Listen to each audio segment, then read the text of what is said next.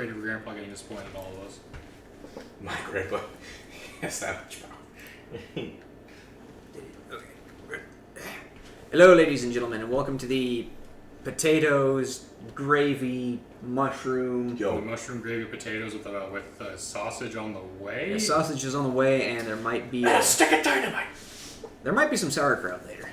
Nice, probably. Yes. And the stuff going on in the background here is Sons of a Solar Empire, a game that is 80% tedium, 20%, oh my god, there's enemies in my star system, what the fuck do I do? I'm gonna die. Oh, that sounds like my kind of game. Yeah, it's the perfect game to provide the backing for a podcast.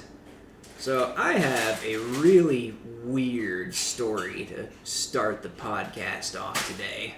Oh, yeah? Yeah, about how I think YouTube might be reading my mind and seeing into my deepest, darkest fears. Who, YouTube? Talk about us, nah? What? Talk about us. No, I'm talking about YouTube. Oh, YouTube. We I thought you said YouTube. Oh, not YouTube. YouTube, the platform upon which I will be uploading this podcast. Oh, by the way, it's always listening. It is definitely always listening. So to preface real quick, to understand where my fears are coming from, one of the things that I'm like the most like OCD/anal retentive about when it comes to like personal hygiene is keeping my ears clean, right? Oh yeah, for sure. Because it gets gross and slimy. You feel it. Yeah, you feel it. And I had a bad experience when I was 14 at the time, when I was up in Anchorage at one of the competitive martial arts tournaments that I went to fairly regularly. I took a pretty bad blow to the left ear, and it was fine in the moment afterwards, but apparently it caused a bit of a bleed, which then mixed in like all the earwax and shit, and basically blocked my ear. Oh, so you like couldn't hear? Yeah, and the problem was, by the time it solidified itself into blockageness, I was like probably like 30 minutes out of Anchorage at that point, with like another 2.5 hour drive ahead of us to get back to Kenai Soldotna. So I was stuck being deaf in one ear for that entire ride, and I couldn't even listen to my music properly because I had those like weird headphones that were like stereo headphones, I guess. So like the bass would come out of like one earphone and like the treble would come out of the other one. Oh yeah, so like half a song you could hear. Yeah, and I was stuck that way for, the entire drive back to fucking Soldotna. So from that time forward, I always went out of my way to keep my ears clean because I never wanted to deal with that shit again. So the other night I was sitting there in bed, just flipping through YouTube, looking for something to listen to relax a bit and, just get ready to go to sleep. YouTube, in its infinite wisdom, was like, hey dog, would you like some earwax removal videos? Oh, I love those. Lovely. And I'm like, how did you know? It's like, why would you show me this, YouTube? I've never once searched for anything like this ever. What the fuck are you doing? Feel slightly less spied upon in that kind of like wax removal and like pimple and like blackhead popping and shit is getting like super popular really quickly right now. People find a weird fetish about popping pimples, and it just is always gross. It's not really a fetish. It's more like, oh my god, that looks like that feels so awesome. No, popping pimples is disgusting. I hate having to do it. No, yeah. Not pimples. It's more like getting for me it's like splinters getting removed or like a big blackhead or like an entire. All of what you just said is disgusting to me. But I got a weak stomach, so you guys might be the normal ones. No, I'm pretty sure I'm not normal. Yeah, and I watched one or two of these earwax removal videos, and I remember from my high school health class that genetics and stuff does play a part in the production of earwax and its consistency and all that. But it's like, oh, okay. Of the two I've seen, it's like, how the fuck do you let your ears get that bad? Most people's hygiene is below level 0.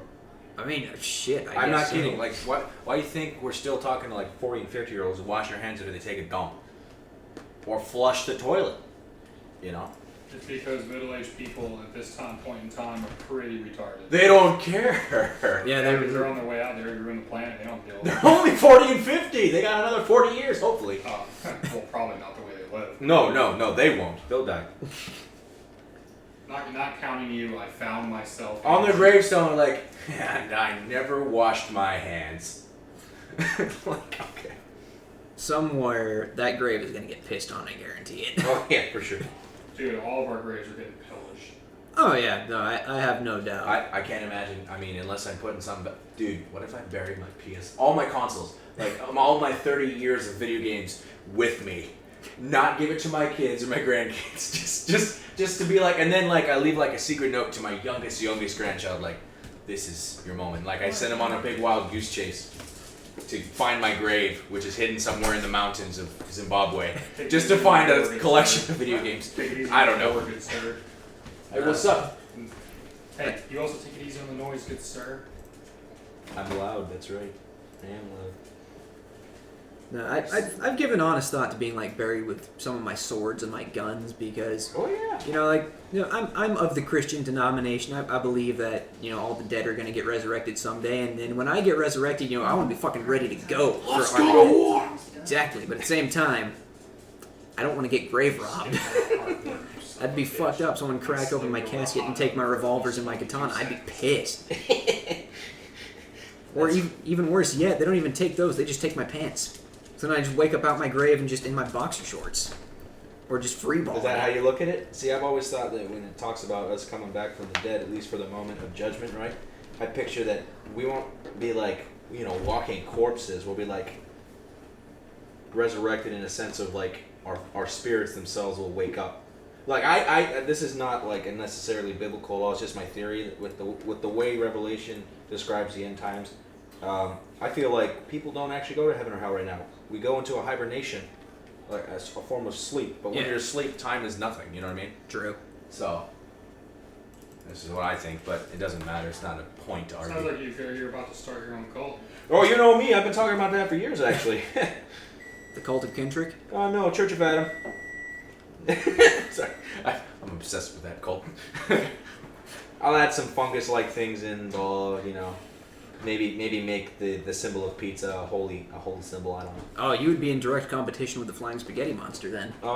Screw the Flying Spaghetti Monster. Oh, you take that back, you filthy mongrel. I mean, that thing is literally just a Cthulhu ripoff. Okay, so. Excuse me. Excuse you. The spaghetti has been around for much longer than H.P. Lovecraft. Incorrect. What? I forget, do you like No tea? way. No way. Depending on what kind, yeah. Black tea? No. Why black tea, man? What's wrong? Okay. What's wrong with you? What's wrong with white tea? I mean, Why did I know that you were going to say that, Kendrick? I don't know. That's the kind of humor people like these days. Okay. mildly racially charged humor. What do you think? Those grippers are fucking awesome. I mean, so these are supposed to be like parasitic worms that like pull them in, and then this, and then And it looks like it's got enough grasping power down there they could just grab and, feed them up into one of the mouths. Oh yeah, for sure. I like it. And we can look at it so I can love on it. I could have done better with the legs, but Is it- So what's coming out of the middle? Is that the worm part? that's the worm parasitic. It's like an extra like a tendon that's like slimy, but it like suction cups and like starts to. It injects venom. I think only you'll understand this. Turn the book upside down and tell me that that's not a plant that grows in Elder Scrolls 4 Oblivion, inside of Oblivion. That is funny. It does kind of look like a plant. Take the eyeball out. No, I mean from Oblivion, like inside. Oh, this part? Yeah. Maybe. Like I think it's. It does look like a herb fiddlesticks. you'd pick up somewhere. No, but it's literally from hell. Like it's in Oblivion, in the realm of Oblivion, in hell. Right. I know where Oblivion is. You're talking about like almost like a boomer. Like you're like, yeah, that looks like a plant you could. That is definitely a boot on your foot. But no, dude, that looks really dope. Just a fucking worm in the middle, and then it's got the claws that come in. Is that a 4-way claw? Yes, it clamps like this, and they can bend either this to this mouth or this mouth. Each one. You hear me? And this injects venom, and it's literally covered in spikes. Like going after it is difficult. Like if it has prey, they're gonna have to get a mouthful of spines that are also toxic. I would buy a plushie of that. Wait, you should draw what the hell that's supposed to be prey for. What? You said, yeah, like like what creature adapted to eat this? that. Yeah. Yeah. Okay. I'll have to think about that. The only thing I question is what is the point of the eye? What do you mean? So it can see? Yes, but it's one large eye. This must be a slow creature. But it has wings, like it can. What is it like? Hover like a hummingbird? I don't know. Well, I mean, maybe the eye doesn't see in the conventional sense, but maybe it can see into the infrared and ultraviolet I spectrum. do like the idea of it seeing in the infrared, because this is a demon. So. That would be a nightmare trying to look for people in infrared while you're in hell. No. This is on Earth demon. Like a low class level 2 imp, but not an imp. Oh, okay, it's a low level. I thought that was some big badass demon. No, this is supposed to be a little critter. Like Dude, that looks awesome. I'm picturing it like this big. Oh. Also, just bigger demons that use sticks. But okay. Yes. I mean, depending on your class, you might be able to summon one of those as a familiar. Yeah. Maybe the eyeball. Like say a hybridized druid warlock. Oh. The eyeball can shoot not like painful lasers, but like staring at it will blind you temporarily. I don't know, I'm just talking. Too much probably. Sorry, dude. Hey, it's all good, man. Talking is what this podcast is all about. Also, speaking of the Church of Adam, this only obliquely has anything whatsoever to do with Adam. Yes. You watch Netflix? Do I watch Netflix? Or do you have Netflix? Yes, I do. Have you watched an anime called Record of Ragnarok that just came out?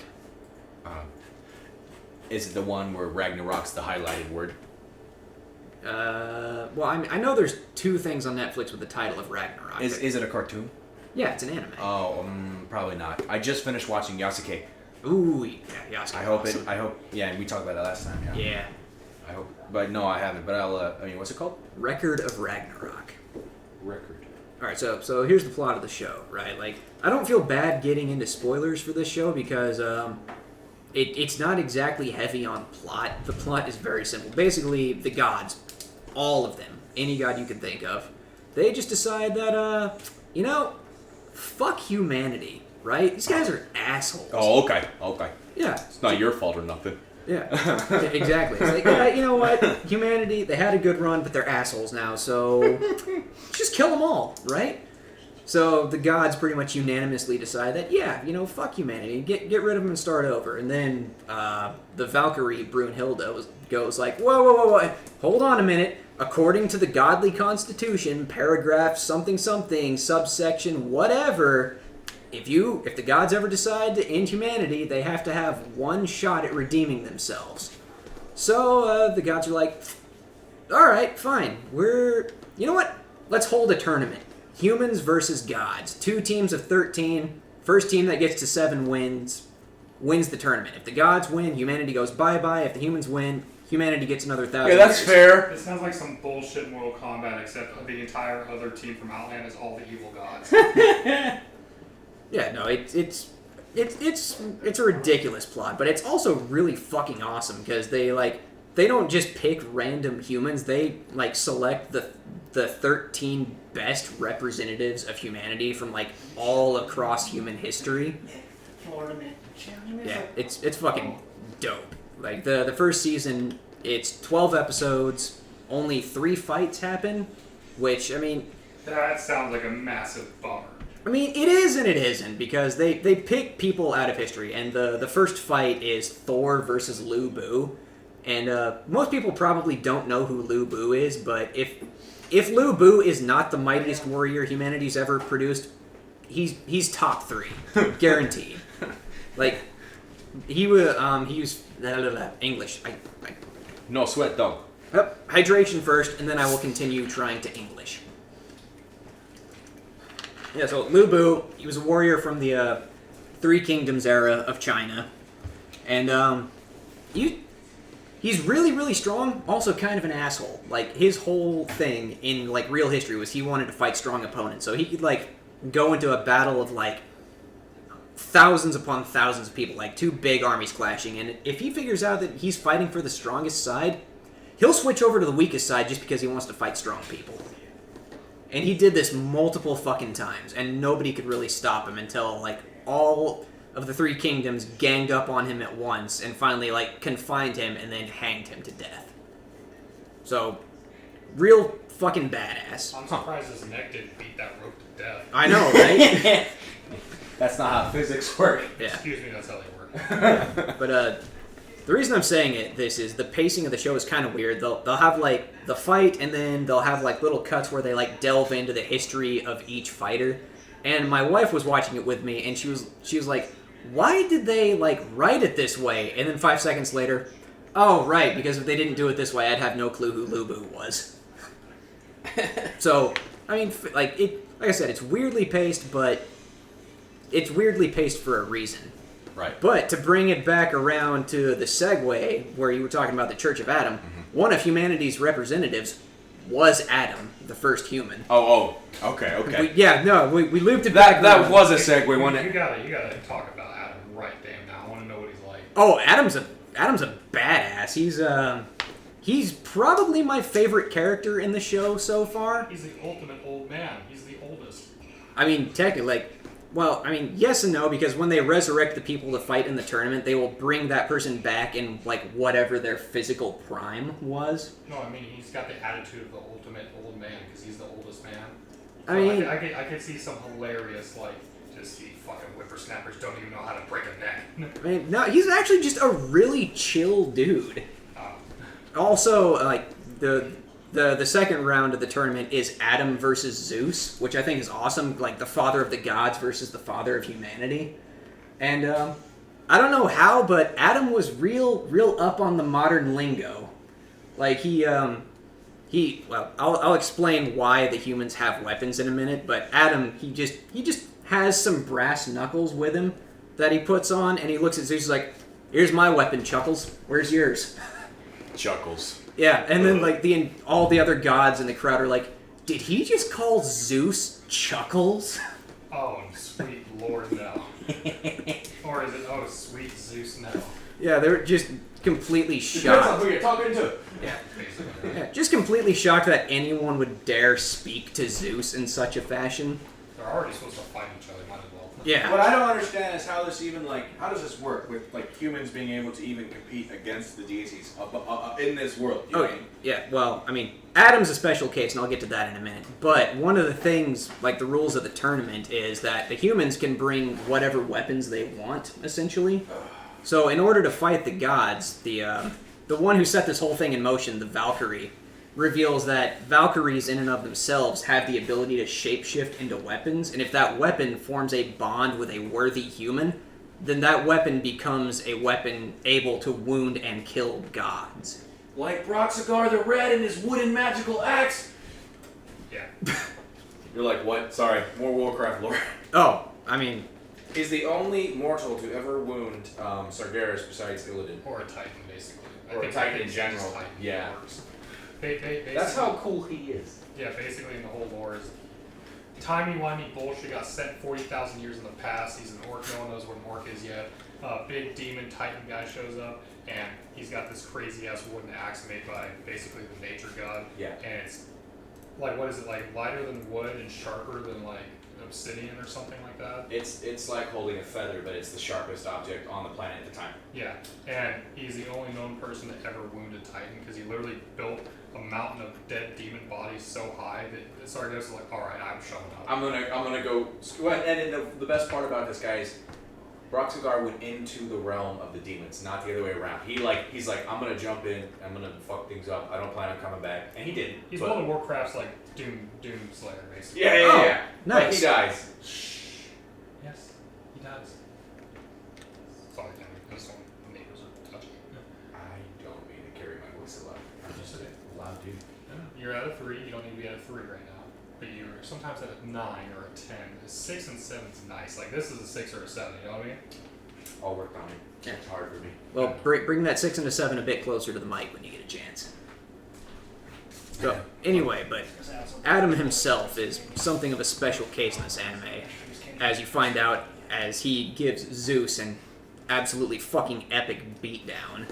But because Adam was made in the image, Adam was made in the image of God. Uh-huh. So, in the context of the show, Adam is essentially a copy of the divine. So he's already way fucking stronger and more durable than your average human. Right.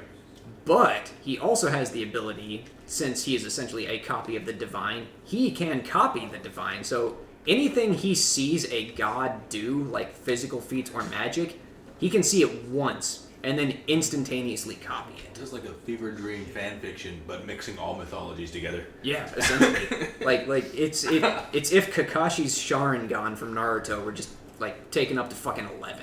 So the Renegon. Yeah, but the thing is, he doesn't even need to see the entire technique in order to replicate it, because Zeus, having defeated Kronos, the incarnation of time, Right. he basically, like, he stole one of Kronos' techniques, where he essentially stops time temporarily in order to deliver a punch at, like, infinite velocity. So, how do any of the other humans compete with this guy? Like, what's the point of anyone else besides him? They're They just, got the weapons that can wound and kill gods. yeah. Well, And Zeus is like super OP. I mean, like, Yeah. Zeus is considered, like, lore-wise, he's always used, and he's either portrayed as a super good father, but accurately, he's I one of have the never worst seen- human beings ever. I Yeah. have never seen him depicted good except for in the Disney In, movie. in Disney or in children's books, Yeah. Zeus is like a good guy. Well, most. But most of the time, people show he's like worse than Thor. Thor in Norse mythology was genuinely an asshole. He was just a drunken jackass who liked to start murderous fights. Zeus was just Randomly. horrible. Yeah. Yeah. You know, Zeus in this show, he's basically Master Roshi. Like, he's just this silly, pervy little old man. Except when he decides to get serious, then he fucking hulks out. So he's like, he's basically Master Have you Roshi. seen the show Blood of Zeus? I have. Yeah. I'm hoping that the creators of Castlevania go back and continue that story. Yeah. Because that was like their break. They're like, okay, we need a break from Castlevania. Let's make it a season of a different show. Yeah. And it wasn't as high quality as far as looks, but the story's interesting. Yeah. I don't like that I don't know. Norse mythology, at least shows, are always making Hades the bad guy, when in truth, he's one of the only good gods. You mean Greek? You said Norse. Sorry. Yeah. Yeah. Like, and once again, the show, like, at the very end, flips it on its surface, like, oh, it was Hades the bad guy the whole time, when he wasn't at all. Yeah. Hades in Record of Ragnarok hasn't really been shown yet. But mainly, it's just been implied that he's just kind of chilling in the underworld. Like, No. he doesn't actually really give a shit about any of this Of stuff course not. going on. He's literally busy taking care of millions of souls. Yeah. And now he's going to start taking care of God's soul, which he's probably not used to. He'll be like, God damn it. Yeah. Zeus, what did I tell you? You know what's funny? Hades has always been like my favorite of the primary between Poseidon, Zeus, and him, because he seems like he's like the most wise of them. Yeah. Yeah, I like wouldn't the say way- he's the most wise, but he's definitely the most chill. Dude, Like, in Record of Ragnarok, Poseidon is the asshole of that show. Yeah. He's a fucking dick. Like, he fights in round 3, and when he's introduced, he just walks into the ring, and he's kind of looking at the floor, and people are like, what is it? Is he, like, shy or something? No, he just doesn't respect anybody enough to look them in the eye. He thinks everybody is below him, including Zeus, who is fucking top dog of this universe. He has no... Is he an idiot, or... I mean, like... Can he back you up think his he would- pride? You think he would at least not be like that to Zeus, because it's Zeus. Like, Zeus is overall the most powerful, but not necessarily the best fighter, if that makes sense. Like, okay. like if Poseidon and Zeus were to go one-on-one, I'm 99% Even sure... God of War 3 portrays Poseidon as being a pretty badass warrior, and Zeus is just kind of like an old man that can do some magic tricks, and then he ends up getting his ass Yeah, handed. like the fight between Poseidon and Kojiro Sasaki is like a straight up duel, whereas the fight between Adam and Zeus is just a fucking brawl. Can I grab you a slice of pizza? No, I'm good for the moment. Thank you, though. That is some excellent crust. Probably some of the best I've ever had. Right? Well, the other pizza I got is Andy will probably like more anyway, so... It's a Sicilian 3-meat thin Hey, crust where'd pizza. Nice. our other pal go? Huh? Where'd Ian go? He's out on the porch smoking a cigar. Okay. Cigar, see? Also, Adam did deliver one of the best lines of dialogue I've seen in an anime in quite some time. What? So, like, the whole thing about Adam is that everyone thinks Adam is, like, out of all of humanity, Adam is the one who hates the gods the most. Because, yeah, I mean, they're smashing together a bunch of mythology. So in this universe, the whole thing of, like, you know, the forbidden fruit, basically the serpent showed up in the garden and is like, hey, Eve, you want to fuck? Let's do this. And Eve's like, ew, gross, no, get away from me. So the serpent's like, oh, you don't want none of this? All right. So he takes a apple off the tree and bites it, and then goes like, oh, look what Eve did. She ate the forbidden fruit. That's all it took. Yeah. Was no one actually watching? Yeah. No one was this actually- is a fan fiction Yeah. of mythology. Yeah, no one was actually watching at the time, and Also, at the time, the only two humans were Adam and Eve, and the gods, they're gods. They're supposed to be perfect. Why would they ever, like, stoop to this kind of deception? It's basically unheard of. Gods don't need to lie. They're gods. Mm. So then they literally, like, take it to court, essentially, and he's like, look at this. I've got the apple she ate right here. And she's like, I didn't do this bullshit.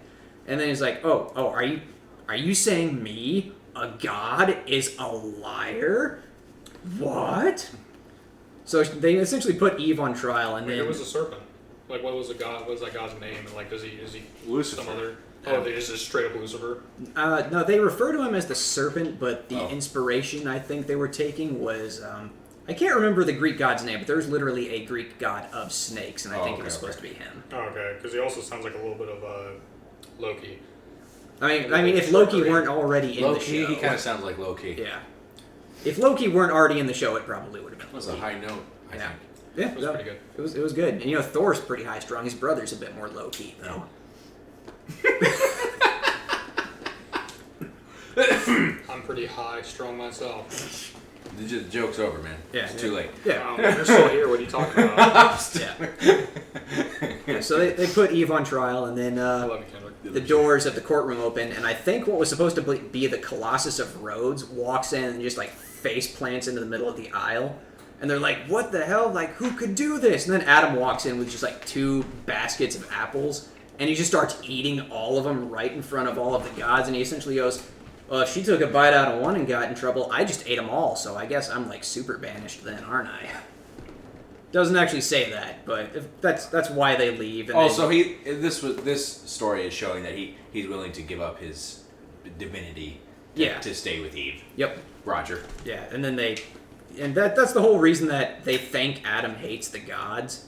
And Zeus, in the middle of their match, asks him, he's like, yo, you're supposed to, like, hate the gods, but I don't see, like, an ounce of resentment in your eyes towards me. So, like, what's up here? So Adam says, what, you think I need a reason? Like, hatred?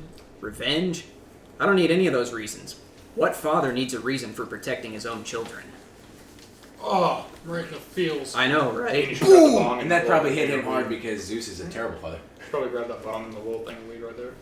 Zeus, he actually seems to be a In pretty... this mythology, Yeah, he's like, okay. He's definitely a pervy asshole who will hit on every single woman in like line of sight, Including his daughters. including his daughters. What probably. the hell, dude? When you're a god, there's not many options. Man. Yeah, I mean there was only 12 of them at the start. Incorrect. Oh, okay. So we're implying that the entire Greek pantheon is not in this world. Just some of it. I mean Same. all the heavy hitters are like Hades has been mentioned, Zeus is there, Aphrodite's there, Ares is there, Hermes is there, Hercules is there, Poseidon is there. What big names am I missing here? Is there any Egyptians? I think I saw some Egyptians in the crowd. Yeah. But they're focusing on Norse and Greek. Norse, Greek, and like Eastern. Plus, I guess Christianity itself, since they decided to bring like Adam in there. Yeah. So they've got pretty much everyone you can think of in there. I It's think. interesting. A lot of people I know that, I don't know. This is weird to say, but a lot of people that I know that say they're Christian, and I say that lightly because Yeah. whatever. But they get so offended by these kind of things, these stories, and it's like, freaking why? Like there is nowhere in the Bible even that says you may not tell a story based on the story in the Bible. Once Yeah. you think that Harry Potter should be banned, I no longer have respect. Yeah, for it. like, oh, everything's demonic. Like, I have an uncle who, to this day, will randomly say, "You still playing World of Warcraft? You know that's demonic, right?" I'm like, "So you still?" Why do you talk with this uncle? I don't That's, talk. that's like some delusional shit. Well, man. it's he's family, and I don't talk with. I see him like once every 3 years, so it's not like a normal thing. But it's like that's the kind of like to this day, my cousin Jaron won't try World of Warcraft because throughout his entire childhood he was told World of Warcraft's demonic. I'm like, anything could potentially become demonic if you want it to. That has to be an intentional thing, though. You know what I mean? Like, for instance, you could turn. Well, yeah, you could turn Pokemon evil if you wanted to. But like, I don't know how, but you could probably. Anything can become evil. Slavery. Slavery. But it's like, I don't know. I just find it so funny that like, and then there's another family who would be like, they wouldn't watch cartoons because cartoons are witchcraft. but they were allowed to watch Lord of the Rings because it was written by a believer. I'm like, what the hell? Well, if the cartoon was written by a believer too, that doesn't even make, they're not even following. It doesn't the make logic. sense. No, I'm not. That's exactly what I'm saying. That's why I call them, idiots or Pharisees, because they're just putting rules on rules on rules just to make themselves seem important. Yeah, Basically. I don't really see how anyone could get offended by a record of Ragnarok. I mean, like, my wife watched it. My wife's a lifelong Mormon. She fucking loved it. Mormons. How many more men do you need? I mean, come on. I'm sorry. Yeah, that's actually one I haven't heard before, so I will salute you for that one, sir. That was pretty good. I have too much hot sauce in my mouth to laugh though. Are you recording something? No, he's playing Hearthstone. Oh, nice. But The classic. yeah, but no, I highly recommend Record of Ragnarok. Very light on plot, fucking amazing animation, in my opinion. Good characters. I cannot forgive them, though, for cliffhangering on the very intro to the fight of Hercules versus Jack the Ripper. That is unforgivable. Hurry up with Season 2. Oh, you don't get to, know who wins? No. Jack the Ripper is just a murderer. Hercules is literally a demigod. You know- I don't know. In this case, being Jack the Ripper is a straight up villain. I'm on Hercules' side in this point. For this fight. You know what I mean? I mean, from what I've heard from people who've read the manga, everyone, including all the people in the manga, are because at the very beginning when Jack They're all the bad Ripper. guys? What? They're all bad guys? No. Oh. No, but no, there's straight up, there's full blown heroes on the side of humanity too. Right. But when Jack the Ripper enters the arena, all the people, all the humans in the stand are watching. Why the fuck do we have a serial killer representing us? What the hell is this? Oh, who chose this guy? Yeah. Wait, You gotta reflect all aspects of humanity, all Yeah, of them. I and guess. I know the humans have quite the lineup. You get a little sneak peek at the full roster of humanity. So already we've seen Lubu, Adam, Kojiro Sasaki, and Jack the Ripper in the show. But also they have Nikola Tesla and Simo Haya on the side of humanity. Which, okay, first off, I probably butchered that second name. I'm sorry, but you might know Simo Haya better as the White Angel of Death, the Polish sniper from World War yeah. II. Which, man, I can't wait to see how he fights. What about that guy that used a sword the entirety of World War One? Do what? There was a guy that only used a sword the entirety of World War One. He refused to shoot a gun. Oh, He just walked around slicing people. nice. Yeah. Sounds like a Wasn't it a badass. Scottish dude with the bagpipes and the claymore? Uh-huh. Yeah. So it wasn't even a sword, it was a sword. Uh-huh. It was a big piece of metal with sharp edges. Yeah. But no, it's a very good show. I cannot fucking wait for season 2. I kind of get the sense that Hercules is going to win against Jack the Ripper, but also I'm probably a terrible person for saying Jack the Ripper is one of my favorite historical figures, so I kind of want him to win too. Whatever, man. We all like villains when they're not around us. Really, it's more the mystery surrounding Jack the Ripper that I'm a fan of rather than the actual person himself, because, he just killed 5 prostitutes, if not more, for My problem no real isn't reason. liking a historical or mythological villain. It's when you start to say this is a good person. It's no, Yeah. you can I like never- villains, but they're still bad. Yeah. I've never heard anyone say that though. I know. I argue with people online about that kind of stuff. I'm sorry. Specifically, I'll just say Sylvanas, that argument comes up all the time. Sylvanas isn't a bad person. Yes, she is. You can like her. She's cool, but she's straight up evil. 3 times she's committed genocide. That's the one who broke the Lich King's helm, right? And the one who burned the entire Night Elf society just because she got mad that a Night Elf said that you'll never defeat life. Huh. She's like, oh yeah? Well, if life is all dead, Yeah. but then also undead. Basically. Basically. That's kind of a plan, everyone to be undead for reasons. She claims initially when she started down this eviler path, she was like, well, if everyone's undead, then there'll be peace. And then she got in contact with, the Lord of the Dead, and he's like, I need power, and I want to break free. I want to reshape all of creation in my image so that we're all free. And she's like, okay, that sounds good. But by then she's, it doesn't matter. Screw Shadowlands. Moving on. I was actually mildly interested. Well, no. I am interested, but Shadowlands expansion stresses me out and makes me angry. It's Ah. raped characters, Well, the pre-established Warcraft lore lore. is so degraded at this point that I don't even bother following it anymore. Yeah, there's certain aspects that are interesting, but as far as this news expansion, nothing has been good. That shit peaked in like 2012. Never mind. We don't need to be. What? That was where goblins were around. No, I love Cataclysm. I'm glad you don't hate it like so many others. You know what people really hated about Cataclysm is it shook up the status quo. And honestly, to me, it was the last time WoW actually ever did anything bold. Yeah. The whole world literally changed, and so we're like, what, supposed to believe that through Mists of Pandaria, Warlords, and Legion, and now Battle for Azeroth, that the world has not been affected anywhere else other than those little islands that we go to for the new zones. Yeah, basically. Yeah, which is stupid. Or like the fact that, okay, so we defeated the Lich King 10 years ago. How does Northrend look? Oh, it's still controlled by the Lich King. Dude, Man Creek has been looking for his wife for like 20 years. For like 20 fucking years!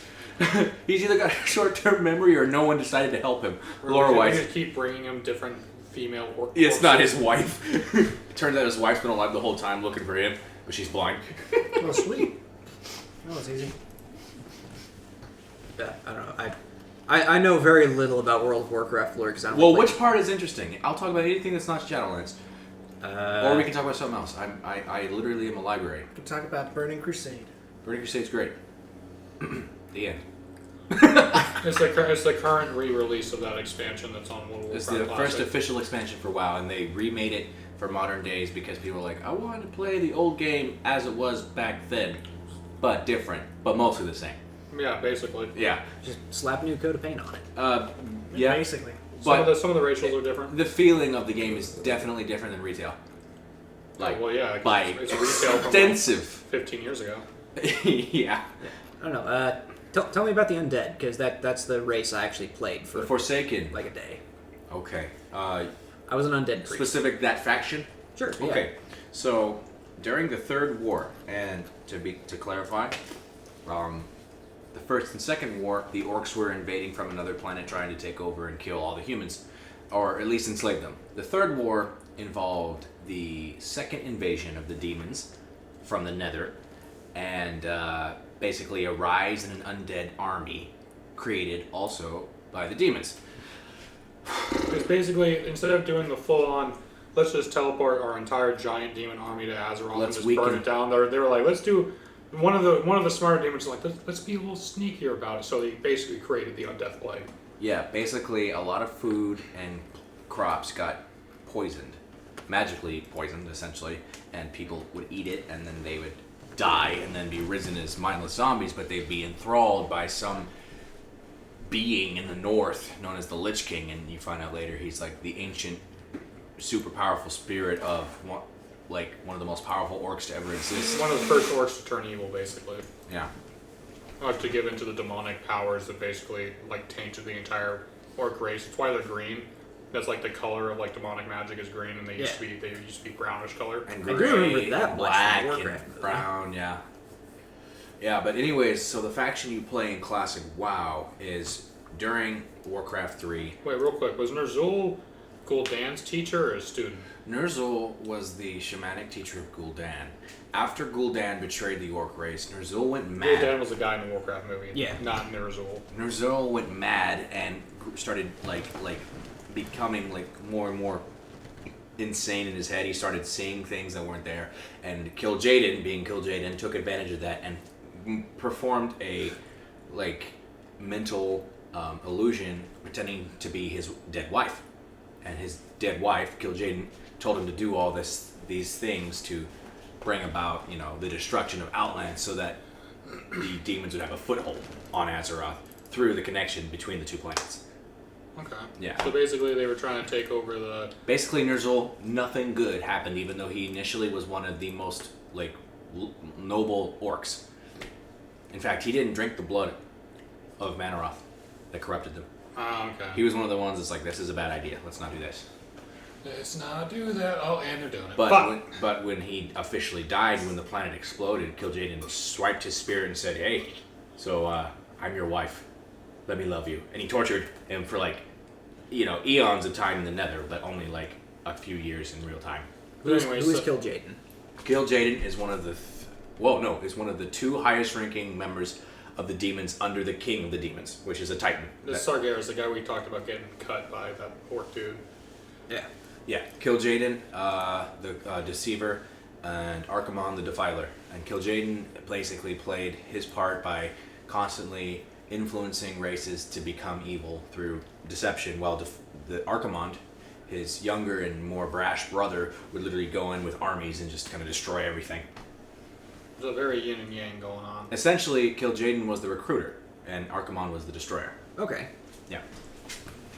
Anyways, so during the Third War, when the Night Elves, the humans, and the orcs and their allies all made a peace treaty to fight this undead scourge, as well as the demons that were invading, Illidan, which is a whole other story. You don't have to know too much about him. Yeah. I do know a bit about him. Illidan so. is an icon of WoW. Yeah. He's a very cool character. But anyways, he goes under the commands of Kil'jaeden to go take out the Lich King, because at this time the Lich King had broken free of the demon's control and they were doing their own thing, trying to basically take over the planet. They're playing an Uno reverse card. Yeah, like, ha, you thought I was under your control? Just kidding. I've been planning a coup the whole time. You know? So Illidan shows up, and during that battle, that weakens the Lich King's control just enough that a huge chunk of the more recently killed people regain their free will, but they realize they are monsters now.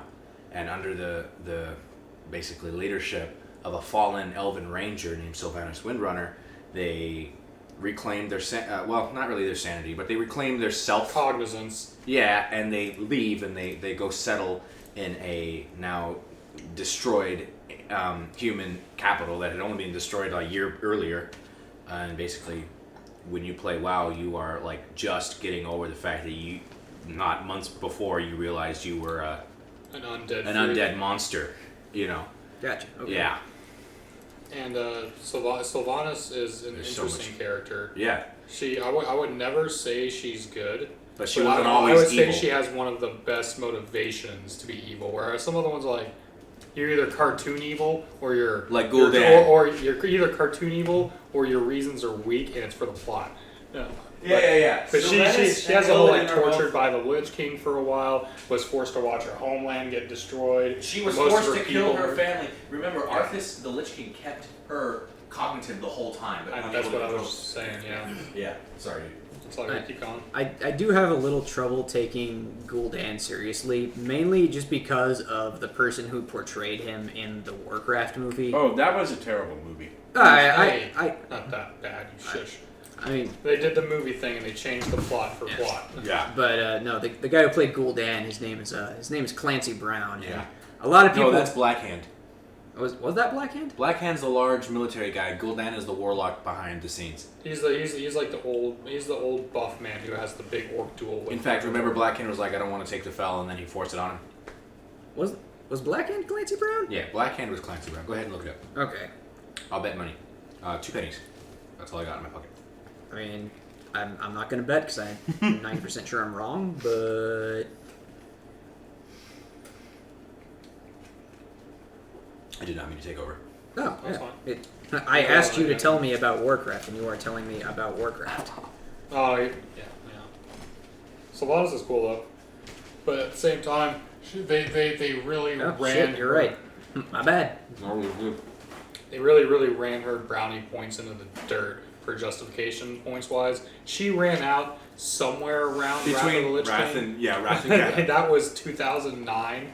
So everything after that is going straight into evil bank debt. Yeah, she's played the hero in 2 expansions, only to find out that she was like doing something evil behind the scenes. Yeah, they keep trying to force you to think that she's gonna be good, and then immediately just like, nah, haha, I gotcha. And then they And do now- it again like 2 years later. And now when she's finally committed all these atrocities, and everyone knows, even the characters in the game know, They're giving her the Cruella treatment. they're like, oh, she's not actually all that bad. She was doing it for a noble reason. Like, she killed millions of people and sent them to literal hell. She wants to skin 101 puppies. You can't make me like feel her. any way bad for that kind of person. So they're basically trying to give her the Kerrigan treatment. Because from she's the most StarCraft. popular female character in WoW, and if they kill her off, they're going to lose a lot of players. That's what their fear is. I guarantee it. She is. She's been the most popular female character since mean, her and the leader of the Night She is Elves. hot. Yeah, well, So I thought Jaina was like the Jaina, popular one. Sylvanas, and Tyrande are the holy trinity of girls. I mean, to be fair, they're like the only 3 notable ones I can think of right off the top of my head. True, but Chromie's pretty badass, and I like her way more. Well, yeah. She's also Except for not. Maeve. Maiev is real cool. And also, fun fact, I hate Maeve. real quick about Maiev. That- She was going to become like a villain, but they decided, how do we make it make sense that the demon hunters are free? Could be like Diet Illidan shit. Yeah, Maiev is like, and then now they're trying to like make it sound like Maiev has had like a love obsession with Illidan the whole time. Reverse Stockholm. Yeah, and so I don't know. Her character. She's cool until she's not. I mainly just hate her because of all the grief she gave me playing Heroes of the Storm. Maiev is not in here. No, she is. Yeah, she is. Totally forgot. Trust me, definitely she is. She is. she fucking is. I forgot, dude. I forgot. Like honestly, like between her, what's his face, Bronzebeard, and Deathwing, those are the three that have given me the most problems when playing Heroes. of the Deathwing's Storm. brand new. He can't even heal himself. Of course, he is literally got like 4 health bars. And With Magni Bronzebeard gives me just such a dwarf boner, dude. He's one of my favorite characters. the crystal guy now. He's crystal now. Oh, Yeah. You fuck off. He is. Is there- He's the speaker of Azeroth. It doesn't matter if Deathwing can't fucking heal himself because I only have access to one hero who can actually even have a chance of chewing through his armor and health bar, and then when he does, it's just like, me, Dragonflight, I'm out. I'm up in the sky now. Yeah. I'm healing myself. I think that was the idea, though. If they made Deathwing too weak, being like the most powerful dragon to ever exist and one of the most powerful beings, it wouldn't have felt right. I thought technically there is some obscure lore about like an ancient long dead dragon whose Galakrond, skeleton's I like said- 6 miles long. Galakrond was the first dragon to ever be corrupted by any form of like evil magic. Basically, in Galakrond's youth, he ended up having to eat his own parents to survive, and Wait, that so we're the first dragons? It They were goes pro- beyond they were pro- Galakrond? they were proto. Yeah. So when the Titan Keepers, the little like the miniature Titans that they made to fight the old gods, Freya, Yeah. the Titan Keeper of Nature, she created. Well, she didn't create, but she helped cultivate a lot of the brand new animals and stuff on this now Yeah. non-corrupted world. And the highest of the animals were the proto drakes.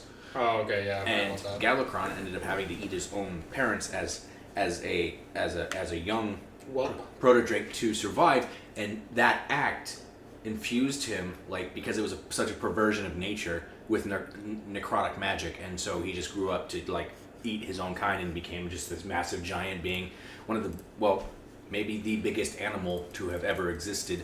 well, what time period do you think? This Was was this before- before even any of like This was the before Entourage Night Elves. shit? This was before even proto-drakes had become dragons. Well, I know, but is that before like the ancient like insectoid like empires? Is that before the elemental No, god that's wars? after. That's almost immediately after. Oh, almost After immediately, okay. the Keepers brought peace to the planet, this is when this took place. Oh, okay. The next big evil after the old gods was Galakrond. Yeah, so instead of 4000 BC ancient Egypt, we're more like few hundred years BC ancient Rome. It's a little bit after. It's not too long ago. That's a pretty long time ago though. But yeah, Jesus Christ. yeah. But basically, his bones are so large that they cover most of the dragon graveyard zone in World of Warcraft. That's hardcore. Yeah. Map size dragon. Eat your heart out, Yeah, Monster you, Hunter. if you can actually see pieces of it like spread out, like his head is in one area, his spine is in another, but it's like it's implied that he died and it just fell, and that's where it is. I want to know what the hell could kill that. Um, I can't think I'll of tell anything you. that could kill that. There's a whole book on it. It's actually one of my favorites. There's a whole book on it? Yeah, it's called Dawn of the Aspects, and it talks about the 5 aspects when they But were was he either proto Kronos? drakes. Was he either Kronos, basically? The new young gods taking over by killing Kronos? Oh, I don't know about that, but they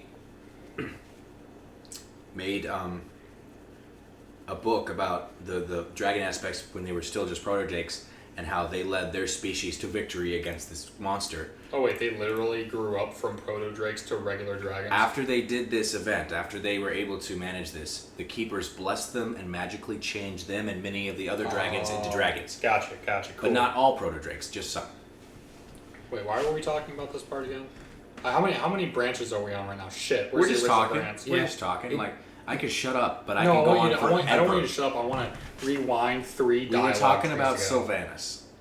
Oh, we how did were we talking get to about her, dragons? and then we were because I said that one of the 3 people who give me trouble in here is the Storm is Deathwing. Deathwing. And, oh yeah, then I brought up Galakrond. And There we go. the two, Like, yes, it kind of talks about Alexstrasza and Ysera because they're part of the main 5 that take down Galakrond. But the main character is Malygos when he was young, and his best friend Neltharion, and then the other ones are around. But no, it's mostly about Neltharion and Malygos when they were young protodrakes that basically saved their species. You know what I want to know is that they're all in charge of a very specific integral part of the world, but one of them seems to be a little bit more integral than the others. Time? Yeah. Yeah, the idea, and I was talking to Adam a few weeks ago about, like, are there multiverses? Yes, but most of the time, unless a multiverse is directly connected to the primary timeline, which is the one we live on, it will fetter out after a few decades. It'll just stop existing and everyone in it will disappear.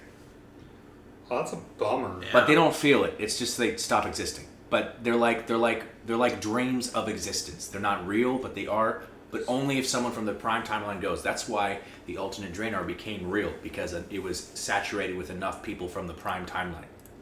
Oh, I see what you're talking. It's less about time travel, and it's more like this is very SCP reality anchor shit going on. Yeah. Like that. Yeah. Yeah. Okay, I see what you're saying. That if you're applying some SCP logic to it, makes So, make like more in sense. one of the books, the one where Kalikos becomes the temporary aspect of magic after the death of Malygos to destroy Deathwing.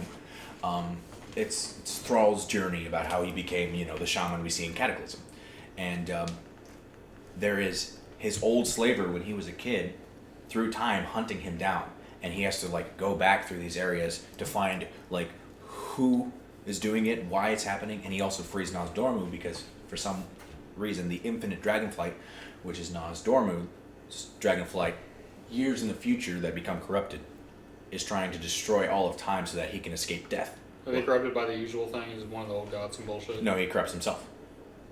He basically becomes this That's a Murozond. unique type of corruption. Yeah, Murozond, the opposite of Nas Dormu, is an evil, one of the potential futures of Nas Dormu, where he decides, I don't want to die, so I'm never going to. And so he spends his entire time trying to destroy the timeline so that he can live forever. But anyways, he captures Nas Dormu and scatters his essence throughout the timelines, these fake timelines, in hoping that they'll just disappear, and Thrall saves him and kills his assassin, who is Blackmore, which is his slaver from when he was a kid. Oh, I know what Blackmore is. Oh, God. That's very confusing. But anyways, all that to say that it's because of... Sylvanas is a bitch. I'm kidding. Yes, yeah. No, keep going. I was just trying to make it funny. Clever But basically, it's because of Thrall and some other joke. character. It's Orc Jesus. Thrall and a night elf that they saved Nas Dormu, and Nas Dormu was able to bring the timelines back into balance right before the not before the cataclysm, because that had already happened. Right before the burning of Ragnaros burning the Hydro, like the Firelands expansion. Yeah. Right before that. So Thrall comes back just in time to see Ragnaros be like, I'm going to burn that tree again. Putting everything into perspective, they really, like, compared to all the other, like, world-changing events, they really glossed over the gods of time deciding to destroy time. Holy shit, that's a whole expansion. Jesus Christ. Yeah, they've had... They did a lot. They did a lot. In time Orgrimmar, travel really. expansions in BC, Wrath, and Cataclysm. What time travels in BC? Dungeons and raids where you go back in time to for a specific purpose. They did it in. I don't know about classic BC. There's not much time travel on that. That's before Dungeon Finder. It's before a lot of. It's the one where you go back and you see Thrall as a slave, as a kid. You have to. Do you remember that one? I'm pretty sure that's after BC. Well, maybe. Regardless to say, they haven't done a back in time dungeon since Cataclysm. They're like, okay, we've done that enough. Technically, when you go to Warlords of Draenor, it's not back in time. It's literally another world, but like a mirror copy of the original. Well, I know, but what I'm saying is they really glossed over the yes. threat of the infinite Yes, in fact, the Dragonflight. dungeon you take care of, the evil infinite dragonflight, is just a big open empty desert zone where you fly to one zone. Oh, I've done that fight. I did that Yeah, fight kill like an 20 evil times. Jaina, kill an evil Thrall, and then you kill evil Nas Dormu, and it's like, whatever. That should have been a raid, That fight dude. was bullshit, though. Yeah. I'm not gonna lie, it was so hard sometimes. It should have been a raid, though. I mean, that in itself is a very powerful being. You're right, they often do that. They're like, oh, well, he's not the main character, so we'll just, make him really weak. Like, don't do We had a that. bunch of zombies and edgy paladin boy over there. Oh, well this guy's eating the timeline, so we'll be right back. Yeah. Just for one dungeon, though. And Yeah, then- right. He's like, we'll be back in 20 minutes. 2 hours. How long was Wailing Caverns? Okay, 2.5 hours. So this doesn't have anything to do with any lore, but I love the fact that of all the things in Heroes of the Storm that just straight up like don't work against Deathwing, like battle cruisers don't do shit to Deathwing. Apocalyptic magic doesn't do shit to Deathwing. He is an apocalypse. Yeah, That's he why it is doesn't a work. He's literally he's infused with the elemental energies of fire and the madness of the old gods. Basically, Yeah. he is literally a dragon saturated with flame and void. Yeah, yep. We got that part. The fire. Lots Yeah. of fire. But here's So the much thing. content. Of all the things in Heroes of the Storm, the one hard counter to Deathwing is a single Terran Marine with a minigun. Fucking Tychus eats Deathwing alive, and it's hilarious. Magically enchanted bullets of sheer testosterone. Yeah.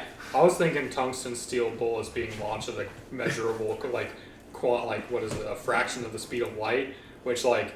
When they said that Deathwing had the thickest armor on the planet that would need a god weapon to break it, they weren't considering a fucking railgun that shoots 10,000 rounds per bloody second. Well, Yeah. to be fair, his range is pathetic. for Yeah, anything. Tychus' range is terrible. But It's he's like a cone in front of him. Like, these bullets stop moving for some reason.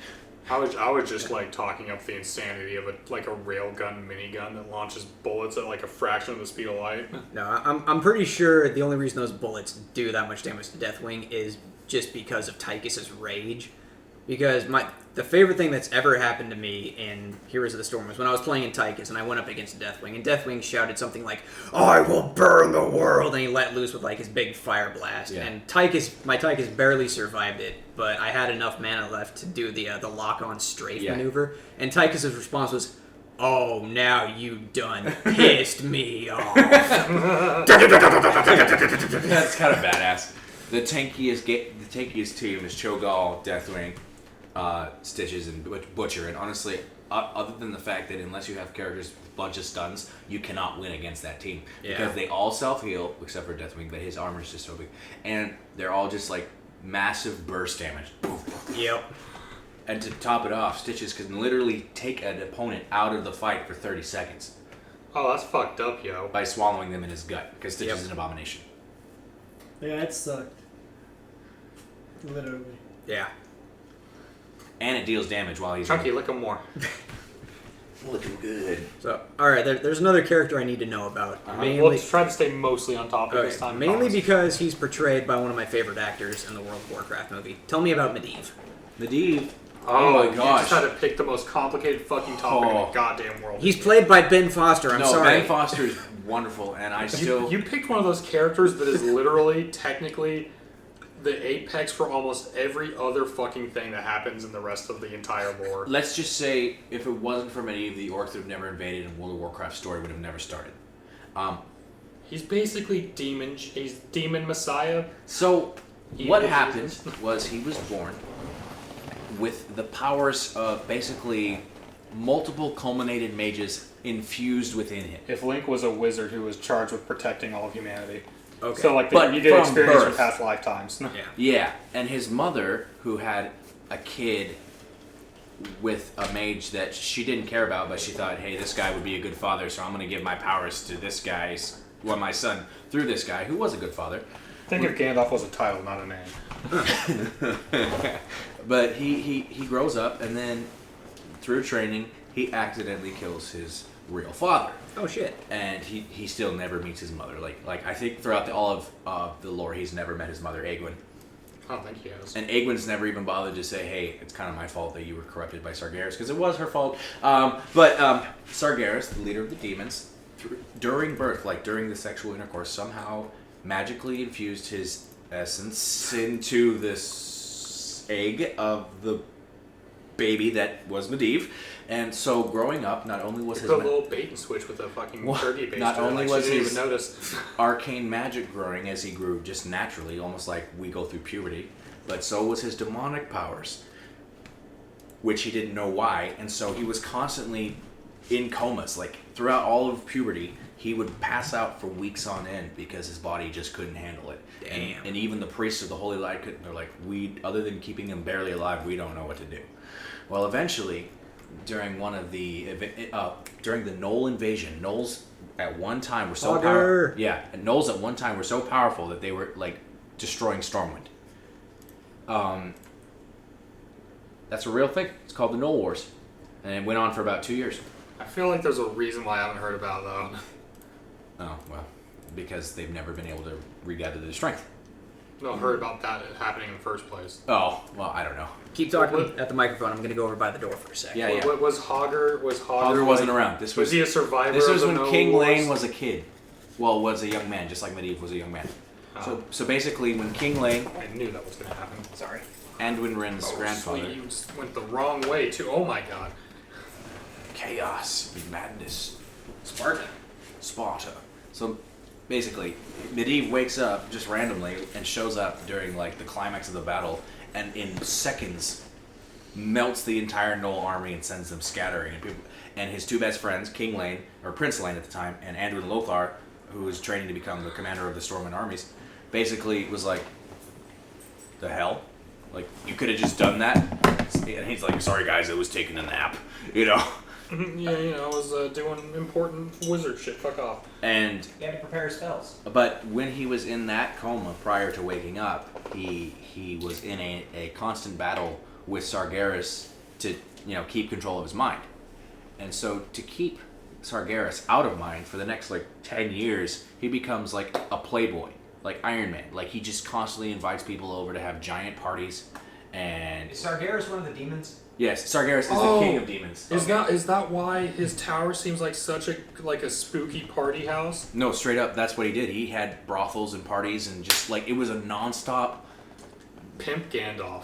disco area. Yeah, basically, and so he would do that just to keep his mind. He'd you know was constantly consuming alcohol, but eventually it just became too much. And like when the orcs finally invaded, which was his fault, just like the movie portrays, he was kind of a bipolar person. He had two personalities, his own and then Sargeras, who would take over his body. Well, eventually, Sargeras became so powerful that he himself had no free will, and it was just Sargeras using his body to do what he did and bring the orcs in. But what about like his appearances? I'm about to get to that. Okay. When he is killed by Khadgar, his apprentice, and Anduin Lothar, his best friend, and by this time Prince Lane is King Lane, his spirit, instead of going to any afterlife, and instead of going to like the Nether because he's, you know, they banish this like copy of Sargeras' essence, like it becomes nothing, but his spirit goes into like space. So like, basically every possible afterlife was like, he doesn't belong here. Try the one next door, and then they're like, you don't fit in this one either, man. Yeah. So he goes into space and he travels through time. He just watches creation. He watches the end of the world. He watches everything. And, you know, in our time, it's only like 10 years or so, but like he's traveling forever and ever. But when the... Space must be boring if Azeroth is that interesting on this grand scale of things. No, Azeroth is the most important planet in existence, yes. It's because it's potentially the most powerful being. I know, but they just decided to Yes, do that. but also, you know, that is what it is. Yeah, I know, and it pisses you off too sometimes. Yes, you know it. yes. Core Hall 4 is going to have something to say about that. Freaking Medivh, no longer like held by physical form or even just like life and death. He just like exists now, and his goal is to mentor mortals to not do what he did. And so, through his apprentice, without his apprentice knowing, Khadgar, So he's not a spirit, he's not undead, he's not a demon. he's a new thing. Can anyone do anything about him though? If someone got mad enough, do you think he could just be like, nah, He can't can't- touch it? He can't do much other than speak and observe. Well, that can be a lot. Yes, depending but on that's what pretty you're much it. He doesn't really I mean, other than shape-shifting, he can't, like, cast spells and hurt people or anything like that. Well, that's not what I'm talking about, though. Yeah. I mean, like, if he just decided to go to do a big old fuck you to every baddie in the entire lore, none of them could do jack Like, shit. just walking around, flipping them off. Not literally. Not literally. I'm picturing Sure, yes. just Ben Foster walking through. What's up? Yeah. I brought you something here. It's in my pocket. Fuck So you. right now, during the Third War, he comes back as the prophet. He doesn't want anyone to know who he was because no one's going to believe him if he says, I'm Medivh. Because They'll be Medivh... like, Satan. Yeah, exactly. Medivh destroyed, you know, what Especially was... this is medieval times, so they probably literally think he's Satan because they're dumb. Not- You're gonna tell me one of those, I'm walking on the docks kind of dumbasses doesn't believe that stupid shit? They look like blocks. Sorry. No, it's funny. It's funny. I'm choking because I'm laughing, not because you're disgusting. Oh, yeah, I mean, I figured that was No, a but hard. basically Medivh comes back during the Third War, which is the second time the demons are trying to invade, and basically says, guys, if you guys don't stop fighting each other, aka the humans and the orcs and everybody else, you're gonna lose the war. And he was right. They almost did. But the only person that took him seriously from the first moment he showed up was Thrall. Everybody else was skeptical or completely ignored him. Jaina kind of listened to him, but not really. Yeah, I was like, this is some weird shit, yo. You sound like a crazy hobo. I mean, he looked like a crazy hobo in the movie. Yeah. He looked a little, from what I remember seeing, he looked a little less crazy hobo in the games. Yeah. And then he did unlimited power balls, which is my favorite part of the movie. Nah. So Medivh is basically what Palpatine wanted to be. What Medivh unintentionally. never wanted any of this shit. Yeah. Sargeras, though, no longer having anything to do with Medivh because that plan did what he wanted to do. Ever since then, after helping during the Third War and showing up a few times sporadically, like during the book I was talking about where Thrall was traveling through time, Medivh shows up and basically has a really brief conversation with Thrall. I think he would be showing up so much more with how much it's ramping up in stakes. He believes that he is unworthy to interfere too much because of what he did. Dude, there's not going to be anything to interfere with. I'm not if you saying don't it's do good something. writing, but that's the excuse. No, I think that's a good character flaw where even though literally reality might be unreality and that something doesn't happen. Yeah. And unofficial lore from the devs say he could just be hanging out with his son, Medan. I know how you feel about Medan. Don't worry about Medan. Don't worry about it. But they're hanging out. There's a reason he's not in the lore anymore. He's just somewhere out in space doing space things. I just got so... He's hanging out with Jim Raynor on His Mars. son. His son is the holy trinity of everything. He's like the Superman. He has no flaws ever. He wasn't a well-written character except for the fact if you really like characters that are super powerful and have convoluted backstories. He's a half angel, half Goliath, half storm giant, half hill giant, half fucking Maiar, half Knows every Valar. form of magic except for Fel. And we're just not even going to touch on the fact that there's way too many halves. It doesn't matter. He's Yeah, not no, powerful. that's yes. It He's is half confirmed, human, half elf, half dragon. but half that's orc. unofficial. But however, it is confirmed that Grona half I'm orc. sorry, I was being too loud. It is confirmed that Grona half orc, and he did have relations. Wait, Medivh and Grant? I mean, I don't care about that part. Yeah, but that means that even if Medan is not canon, there is a kid out there who is the DNA equivalent of Grona and Medivh. We just haven't seen it. That's a 3/4 human. He might just have weird teeth and sharp ears. Yeah, well, Medivh got freaky with an orc babe? All right. Oh, half orc babe. She's from the she's movie. pretty hot. Oh, right, her. Yeah. Okay. Yeah, but in the movie they made it freaking Lothar that was into her. Yeah, I forgot about that part. Which Wait, is- I thought Medivh tried to hit on her. Was Lothar the barefoot warrior. Yeah. Oh, not the one I was... The guy who went to see the dwarves when they were making the guns. Yeah, and, that's Lothar. And yeah, he got handed the gun, and the first thing he did was point it at his face, then take the bullet out and sniff it. Yes, because in the movie the guns are brand new. I know. Even though dwarves have literally had them for eons, but whatever. Wait, I thought it wasn't eons. I thought it was A few hundred relatively years. recent. Dwarves Eon, and- eons mean thousands, right? Okay, so dwarves and gnomes Yeah. and goblins are so technologically advanced that when they became part of the Alliance and the Horde, it leveled them up from medieval times to nearly modern times. Nice. Outside of internet. I'd say medieval to late 1800s steampunk. Yeah. There's no electricity, but there's Like- magic that's the equivalent of. Yeah, Industrial Revolution, essentially. Well, I mean, there's totally with dwarves, there's lights all over. Oh yes. That's called fire because they live in a giant mountain. Maybe I'm thinking gnomes because they Gnomes have definitely electricity. lights. You're right, and goblins. Sorry, I forgot. You're right. Gnomes. Okay. All right. Look at you. Dude, No- there are literal sirens inside numeric. Okay. They're fucking alarm Like I said, sirens. gnomes and goblins are very cool. But Wait, when did you get here? Medivh is awesome. Currently, right now, after he shows up in Legion to help That's why I Khadgar, can't pass the bomb. which is his apprentice. Khadgar's an old man now. Medivh basically says, "I cannot stay, but I'm so proud of you. You're like the son I never had, and I'm gonna go continue to explore the cosmos because apparently Medivh has not seen it all, which makes sense. You know? Yeah, I mean, he's got to pop over into StarCraft land to hang out with a level 800 elite Torn Marine. Yeah, exactly. So that's Medivh. Very good. He's genuinely wanting to make up for what he's done, which is why, lore-wise, officially, it could imply that the Medivh we see in Hero of the Storm is the same Medivh. Nice. But that's one of the only few characters where that could be actually a thing. Don't like it. Well, Heroes of the Storm is technically in another universe within the Blizzard multiverse. Yeah. The Blizzardverse. None of this shit makes sense. It doesn't have to. It's I mean, fantasy. Look, the whole Yes, it does. They have to follow their own internal rules. Sorry, keep going. the whole reason for Heroes of the Storm existing is so Diva from Overwatch can be like, oh my god, I can't believe I'm meeting a StarCraft character! Because she's Korean and she plays StarCraft. Oh yeah, you're right. They made her so damn pale in all the art I've ever seen, and all like the fucking snapshots. It's because she spends all of her time either inside or inside of a mech. Well, even outside of the mega, it's just pale white girl every time I see her. So what's my hero Anduin's role in all of this? Oh no. And I say he's my hero because you say oh no because it's such a long story? You know, he's like a sandwich. He's like a sandwich. But except it's a sandwich made with the insides you just bought from the store, and it's the bread you thought that said $6.23, but it was actually $5.23. Oh my gosh, are you insulting So my boy? the beginning of his story and the end of his story so far are bullshit. Everything in between is pretty good. Oh. I hated him as an annoying little shit kid, and I hate the fact of what they've done to him now. Well, saved my again, life all so the many lore I'm times. talking about is up to the ending of BFA. I'm not considering Shadowlands. I'm not even going to talk about it. Christ.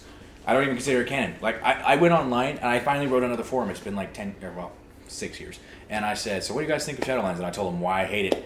And more often than not, people were like, yeah, you're absolutely right. This is like a fan fiction crap, you know? He was basically the Pope, King Arthur, the hope of all of humanity, and champion of the light. And they're like, hey guys, it would be cool if we turn this dude into a death knight. Just because, and not even give him a choice. Let's just do it and make it happen. Yeah. And that's... But that first part was for like years, and there was books about it, and a million, Literally- like multi-million-dollar cinematics about it. Yeah, literally Anduin was, if you know anything about Thrall, which you probably don't, but Thrall and Anduin are the two poster childs for good guys in the World of Warcraft.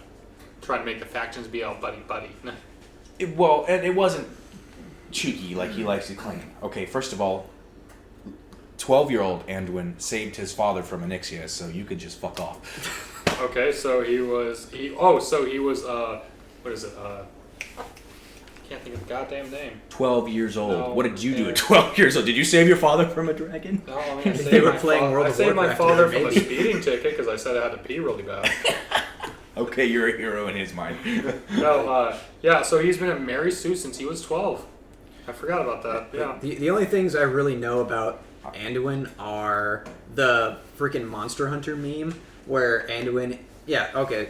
Real quick, segueing into Monster Hunter, one of the duties of sword and shield users, the fact that they can use items so fast, is they load themselves down with the skill wide range. So any potion or buff they take is also transferred to the other people in the party. Yep. They're So- basically a cheap version of Hunting Horn with limited abilities. Yeah, so basically they stand in the back while the other party members are getting the shit beaten out of them by the monster, and they're just like, I'm just gonna keep fucking drinking potions. And it works, whatever, you know? It does work, and but the meme was that they put a sword and shield emblem on Anduin, and then when he does the "For the Alliance," and he holds up a potion. It's a and potion. It's the potion, and all the other characters in the Res. screen have the long sword, the switch axe, and That- just. That's kind of how the entirety of a lot of the World of Warcraft fandom views Anduin as being potion.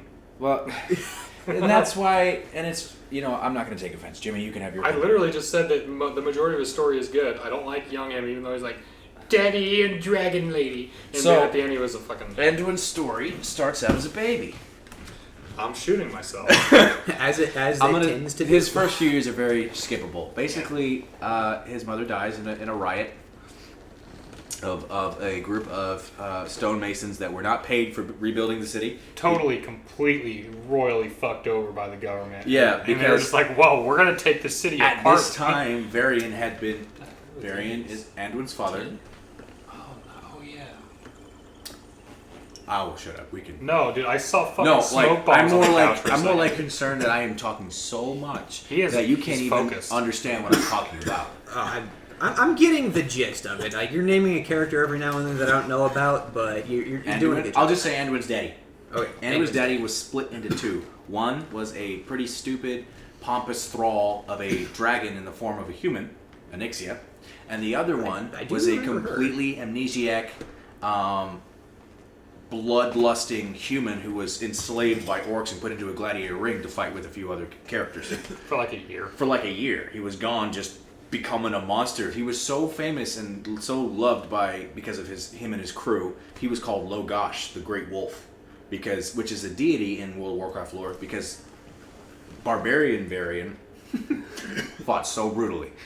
But then Pompous Varian, like, he acted like he didn't care about the citizens of his city. Like, there's a reason why a lot of bad things happen. But anyways, they eventually find out through various storyline plots that they meet, and they're like, wait, you're the real one. You're the real fuck yeah. And they're like, wait, what if we're both the real one? And Jaina was like, I've seen this before in a book somewhere. Flip, flip, flip. Ah, yes. And they fusion and they become a split personality, but the same person. It's the royalness and the asshole. And for years on end, Anduin's daddy is trying to figure out how to become one, and he does eventually near the end of his life. And there were also used to be memes about him being a little bitch. Only because this is a surface level meme. I know. It'd be him being a little bitch I because watched he was a YouTube. gladiator for like a year, and Thrall grew up as one until he was like 20-something. There was like a year in the pit, huh? 1 year? Well, Thrall is like 5 years younger than Varian. Okay. I don't... Well, my Isn't point is... Varian also in Heroes of the Storm? Yep. What I was saying is that Thrall was basically Raised. entirely as a gladiator in the pit yeah. until he was like 20-something, and Varian was 1 year. Yeah. And that was the joke. Oh. 1 year in the pit, huh? No. Well, remember, he's a king. He fought in the Second War as a prince. He fought in the Second War as a prince. And he did lots of things. He signed lots of papers. He was and told actually people what to Arthas's do. friend. He was like Arthas's older friend. Oh, nice. So basically, he failed. He did not see that one coming. is Well, what nobody you're saying. did. Well, I mean, a few people kind of did. Yeah, the people that made it happen. Well, I mean, but still, people saw it coming. I mean, his dwarf guy was probably His going like Uncle Mirrodin, about yeah. halfway through the story. So Well, yeah, Mirrodin had actually, during the book that I read about the fall of Arthas, Mirrodin many times says, Arthas, you need to get your anger under control. You need to learn to let things go. Because that's he's what his paladin pal and mentor right before he becomes. No. That's Uther. I'm talking about Mirrodin. Uther and Mirrodin were both like... Mirrodin went with him to Northrend, right? He's his paladin pal. Mirrodin taught Arthas how to fight. Uther taught him the ways of life. Oh. Okay, still his paladin They're both pal. like stepdaddies. Yeah. two men and a baby. That's Arthas. That's Arthas, because Crybaby. his blood dad, King Tyrannus, was always busy. His King Tyrannus I want that to be a spent, sitcom now. It's like he's a king. Or barely spent any time with any of his children. Wasn't that kingdom the largest human kingdom at that time? At the time, yes. And, Yeah, so no wonder he was busy. and still to this day, none has been bigger other than the initial kingdom of humans called Strong, which was destroyed a long time ago. Oh, I know. I actually know a lot about the first League of Humans or what that was Yeah, called. they formed just to fight trolls because trolls were killing them. Yeah. To be fair though, Mathodos's lore is deeply steeped in that. By the way. Trollsbane is one of the No, first... my World of Warcraft character, not that. Oh well, I thought your character was Mathodos Trollsbane, because No, I named him. That was his name for our D&D session. oh well, Yeah. to me that's also cooler because that means you have the Trollsbane bloodline, which existed back in this time period, and in fact, the general of the king of the original Human King's army was a Trollsbane. Yeah. But anyway, yeah. So Anduin's pretty cool. It's really cool, but yeah, he really becomes a character in Cataclysm. You've got to read the books if you want to even really appreciate a lot of his story, because a lot of the good. Yeah, shit happens yeah. in the Honestly, books, there's which is a little unfair. It is, but Because a lot of characters get in-game cool shit. and then Anduin finally got his true moment to shine in the last expansion, where he shows that he's no longer unwilling to fight. He's like kind of a badass, and he wins the war. Well, no, the books explain it. You know, Who trained him? His dad, basically. No. He's kinda got He's good at been it. okay. So to clarify something, he's been training to become a warrior and a priest since he was like 14. He's a Isn't he only, priest. like 19? He's a priest first. He's 19. He's a priest first, but he knows how to fight basic. But he picks it up when he becomes a king. But it's during the Legion, after the death of his father, that he decides, okay, I have to be king now, so I got to toughen up a bit. So under Gan Greymane, he kind of decides to practice a little bit more. All I can picture is him Greymane. getting tied around a wooden pole and in Greymane with nothing but a pair of booty shorts on, just whipping the shit out of him, toughing him up. In his wolf form. Yes. Yeah. This is how my father did it. Yep. I hope Anduin's not yipping. That made this whole thing worse. But- So much worse. Anduin's always been strong of heart, strong-willed. He's just never had a strong body, but his body is developing Oh, into you have a strong body after this, boy.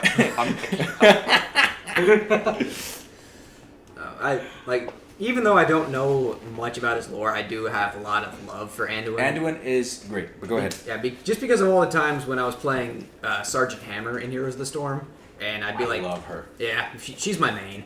Like, I'd be sitting there in siege mode, and I usually always get hover mode, and I'll be like, blasting away, and then they'll start coming at me. I'll fire off the concussive blast, be like, And get the then fuck get away on from out me. of here, yeah. Yeah, and then I'll be like, oh, fuck. I'll just start, like, trying to, hover tank my way away from there. And then just almost dead, Anduin comes power sliding in, for the Alliance! Boom! Full heal! Friggin' so Sergeant Hammer is my favorite female Not you. character in the game, simply because she's the only thick girl in the entire game. Oh, she's thick. And I wish they showed her full body, but in one skin, only one skin, where her tank is a taxi. You mean They the real skin? her animation, they show her outside of her taxi just patting it, and she is hot. Yeah, she is. But anyways, I don't know. I'd love to talk about Anduin, but my throat's getting dry. I would say though that I could give you a list later of the 4 books you'd want to read to understand his complete basic storyline. Or if you want to do it a little bit less effort, you can just kind of read some of the wikis, and then if you get even more interested, he can give you books. Well, I own some of them. Well, that's what I was thinking, because like when I get like mildly explained the preface of something, it's like here's a list of books. I'm like, Oh, but World of Warcrafts are good to read, and it's not like the entire book covers only him. Like, well, I know, but like in general as a concept, where it's like, man, I don't know much about this. This is kind of cool. Here's a list of entire books. I'm like, okay. But I know what you're saying. I know what I'm saying. But yeah, he really started becoming the person we see today during Cataclysm. Sorry, I gotta stop apologizing for speaking. You gotta stop apologizing in general. True story. So thinking about it from your descriptions, Sylvanas really is just kind of the Kerrigan of the Warcraft universe. Well, at this point, there's no redeemable part of her. She's literally Yeah. so evil that, like, in the last entire 2 expansions, in the last one it was obvious, and the one before that it was obvious only if you played as a Horde character. Yeah. But she has literally just been purposely causing casualties to send them to hell because that empowers her god. Lovely. Yeah. Well, it's the equivalent of hell. It's called the Maw. Yeah. So Cthulhu is basically the Cthulhu of this universe, right? Well, Cthulhu is a Lovecraftian horror god. Yeah. There's 4 of them. Technically, there's 5 of them. One is a small one. One is dead a long time ago, and his blood causes problems. Cthulhu is not the Cthulhu. N'Zoth is the Cthulhu, Okay. which is another old god. But I mean, like, if we're Wait, I equivalent, thought Cthulhu was more Yogg-Saron, because that's what Cthulhu is a lot. I mean, Cthulhu is all about causing madness and total insanity and shit like that. Oh, you mean personality-wise? Well, no, if you like in Yeah. some of them, well, you look at Cthulhu and you just go crazy. Oh, then that would be more like Yogg then. But Yeah, they that's- all have aspects of Cthulhu within. Like, so, for So instance, Lovecraftian mythos. and stuff. Cthulhu is the old god of chaos and destruction. Yogg-Saron is the chaos of madness and death. N'Zoth is the old god of corruption and of corruption basically. And then Yasharj, which doesn't matter, but Yasharj is basically the all-encompassing I am good at everything, or good at bad everything. The big daddy god. Yeah. And then their baby brother, Gahun, was like, I just like to make things rot. I don't even call him baby brother. He's more like a Cousin. Test tube cousin? Yeah, he's a test tube cousin. It's like the little goblin. You have like a group of orcs, and then you have a deformed goblin. Yeah, we just keep him around. He's whatever. Every time we try to leave him behind, he starts crying and we feel bad.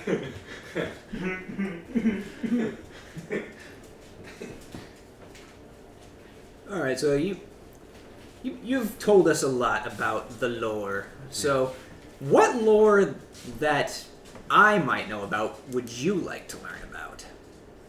Oh my gosh. Say Warhammer 40K, please say Warhammer. Oh, I'm interested in that, but I gotta go to the bathroom first. Okay, you go to the But bathroom. do you know a lot about Warhammer 40K? God, you know so So, here's the thing. 'Kay. I'm really interested in Warhammer 40K if it's not just lasers and Star Wars stuff, because It's not just lasers and Star Wars It's stuff. rarely even lasers, really. I mean, yeah, I mean there are lasers, but I mean, we can go into that after you use the bathroom. Yeah. Lasers do a thing, but it's not all about lasers. Because I was under the Sometimes. impression that Warhammer... Okay, so this might offend you, but StarCraft lore... Please be does- careful with that very small child StarCraft chair. lore does not interest me too much. I watched all the cinematics for StarCraft 2, and I watched the playthrough of StarCraft 1 just to get the better story. Yeah. And I like it, but sci-fi is not always my go-to. That's fair. I mean, I feel the same way about Star Wars fantasy, is more so- of a fantasy. I mean, it really is when you think about it. Yeah. They're wizard samurai in space. And don't get me wrong, I like sci-fi. It's just not Yeah. something I'm like, I'm going to buy a sci-fi book. If I have an option between, wizards versus scientists in space, then wizards it is. Scientists in space. That's the worst way I've ever heard Also- sci-fi ever explained. Jimbo, real quick, that Yo, Jimbo. that book I was telling you about, the Light of the Jedi, the Star Wars natural disaster story. Yeah, There is someone in that book who literally calls Jedi space wizards. that completes me. That's It awesome. completes me on a primal level. The primal level. It tickles a part of my brain that also goes, yay, food. I don't like what you just said. Tickles a part of my brain. There's actually a good deal, there's a good deal of fantasy in Warhammer 40k. Like, yes, it is a sci-fi setting, but there's a lot of fantasy elements There's so much fantasy elements that it's a very well done blend. It's like an 80-20, maybe a 70-30 blend. I'd say 70-30, especially like when you start getting into like the Eldar shit. Yeah, okay. But yeah, so Warhammer 40k, where would you like to start? You guys talk for a moment. I'll be back in hopefully a moment. Okay. Oh, right. Discretion. But I guess the topic that always interests me is the various races that are not human. Ah, okay. Just humans bore me in every fantasy realm most of the time. You Unless love they're- the courts. unless they're specific characters, like Anduin or whatever. I mean, I will have to talk about the Emperor, because, yeah. Yeah, but don't be silent just because I'm Yeah. going away. So, Ian, the Monster Hunter movie. Yeah, it wasn't that bad. It wasn't terrible. It wasn't as bad as Noodle said it was, but it was still... some parts of it were pretty fucking bad. Yeah, the special attacks with the weapons were a little to be desired. Yeah, I mean, the Switch X just straight up does not work I mean, that to way. be retired the whole movie. Yeah, just get that shit out of there. I'm kidding, I haven't seen it yet. It's okay. I mean, they could have done a lot better. The first act was actually really good when Mila Jovovich and her homies were trapped inside the Nursilla hive. I loved that part. That was a straight up horror movie, and Paul Anderson, he can do good horror movies when he wants to. I mean, he gave us the Warhammer 40k prequel Event Horizon, so. But yeah, I mean, the monsters looked good though, and also the muscular chef. That was the best part of the movie right there, the muscular chef. Sitting there doing the exact same movements as he does in the game. Yeah, it's kind of my favorite part of the movie. And it's like, we're drinking my cup again. Yeah. Then he gets to flirt a little bit with Mila Jovovich as she's going and off. She flirts back. He's like, why? He's a 3.5 foot tall cat. He's a muscular cat, though. Yeah, but he's got a spicular dick. Yeah, she probably didn't know too much about how cat penis works, or she might not have given him that little maybe. Oh, sandpaper tongue. Oh, ow. Why would you? Why would you ever? Yeah. it was an alright movie. I'm glad I watched it. I will probably not watch it again for quite some It's time. the kind of movie you watch when you're feeling kind of sick and you want something that's like vaguely nostalgic but also vaguely ignorable, so you can kind of just sit there in a sick daze and kind of catch parts of it.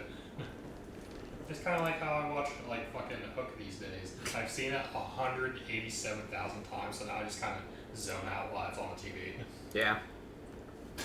I can like recite like dialogue from that movie like fucking Will Smith in I Am Legend with Shrek. I'm gonna do it this time, Smee. I'm gonna do this time, Smee. I'm not kidding, Smee. Why aren't you stopping, Smee? Why aren't you stopping me, Smee?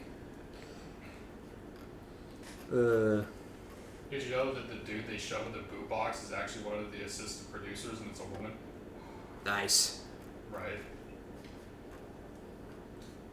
What else we got? The couple that flies up in the air at the end, right as the movie ends, when after the guy finds his marbles and flies off, is actually Steven Spielberg and his at the time wife, Carrie Fisher.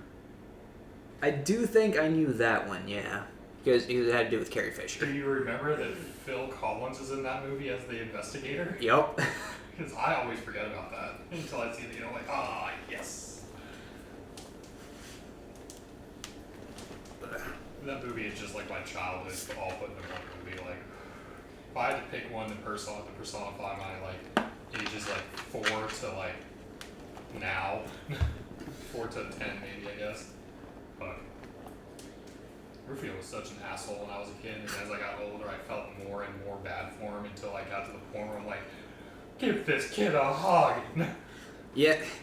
Weirdly enough, that's how I've been feeling about X-Files recently, because, like, X-Files essentially was my childhood next to Star Wars, and I always thought Mulder was just the coolest guy, and Assistant Director Skinner in the early episodes, just this stickler for rules asshole.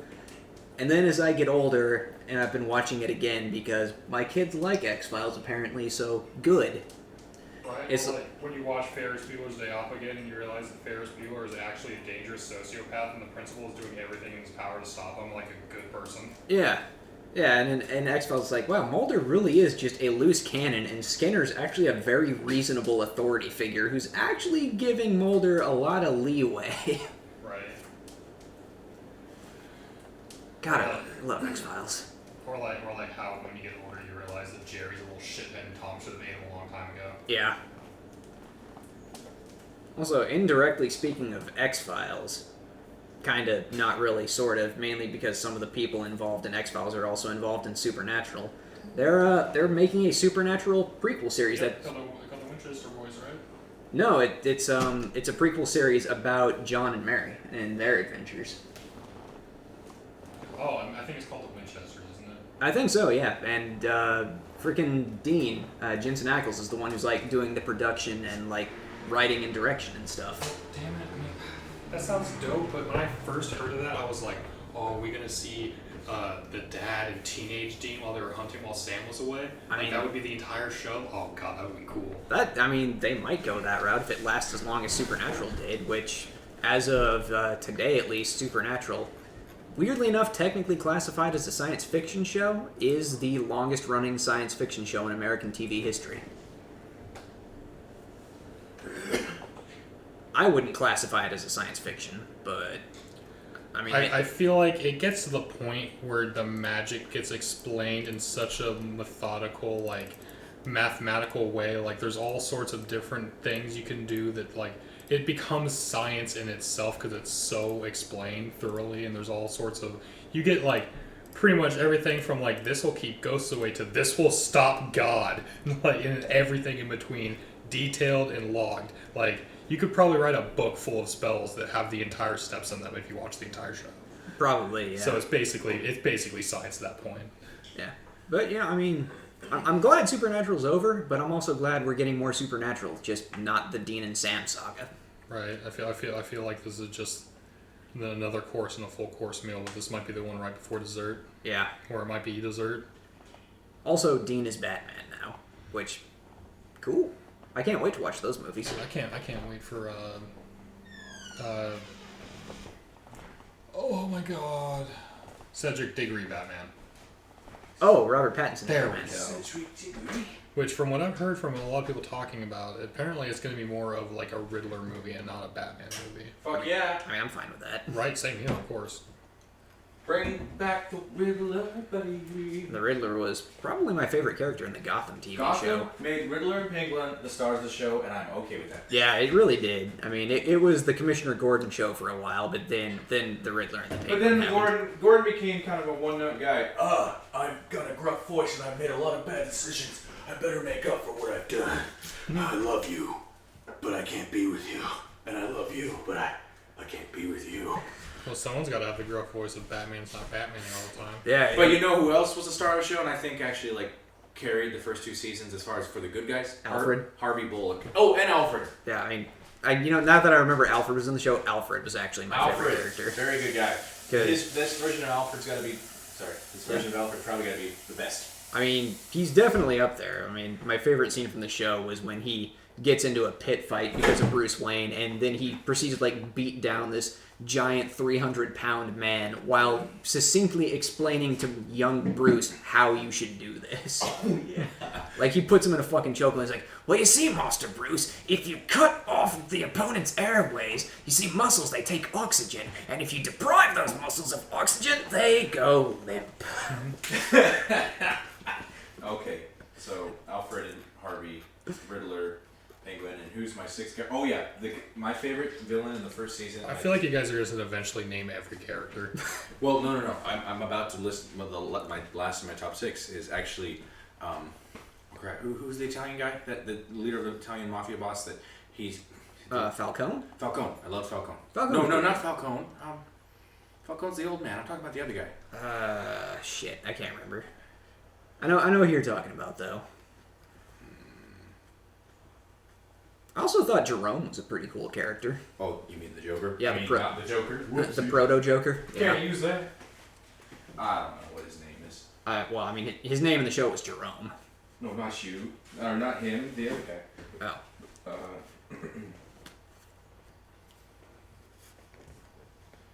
I got it.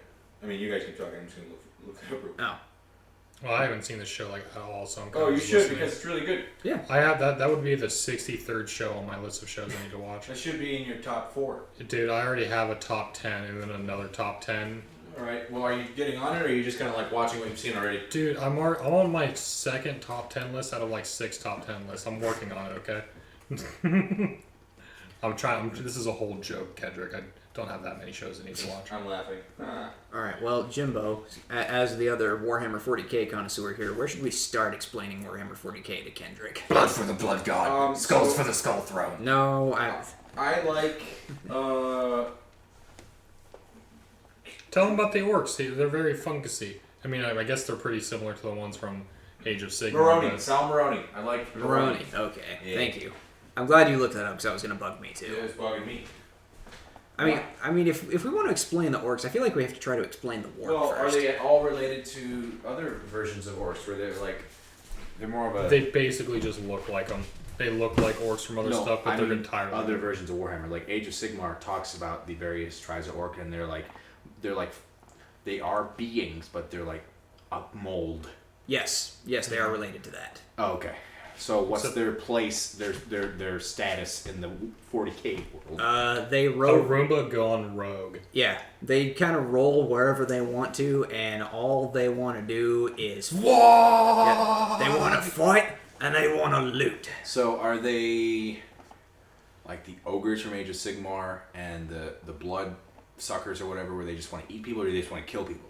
They just want to walk. They just want to fight. Because for me, it's like, all right, I get the idea of like conquest, but when you start like, well, I'm just gonna eat people when they're still fighting. I mean, they will eat people. That's not their purpose, but Yeah. they will do it. But their more thing is like, pretend like every single orc has the mentality of an evil Goku. They want to fight the biggest, strongest thing in front of them, even if that so happens to be They get another orc. off by that. Yeah. Oh Because yeah, dude. The way Oh yeah. the way their biology works in Warhammer 40k is that adrenaline makes them grow bigger. Do you want one of those Mountain Dew, Ian? You're looking a little I just took tired. one.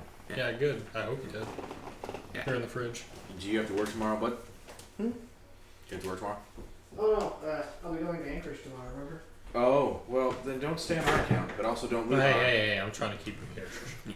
So basically, Yeah, sorry. adrenaline makes the orcs grow bigger. And the bigger the adrenaline shot, the bigger they grow. And the way they get the big adrenaline shots is fighting the biggest thing. On the scale of evil to not, are they...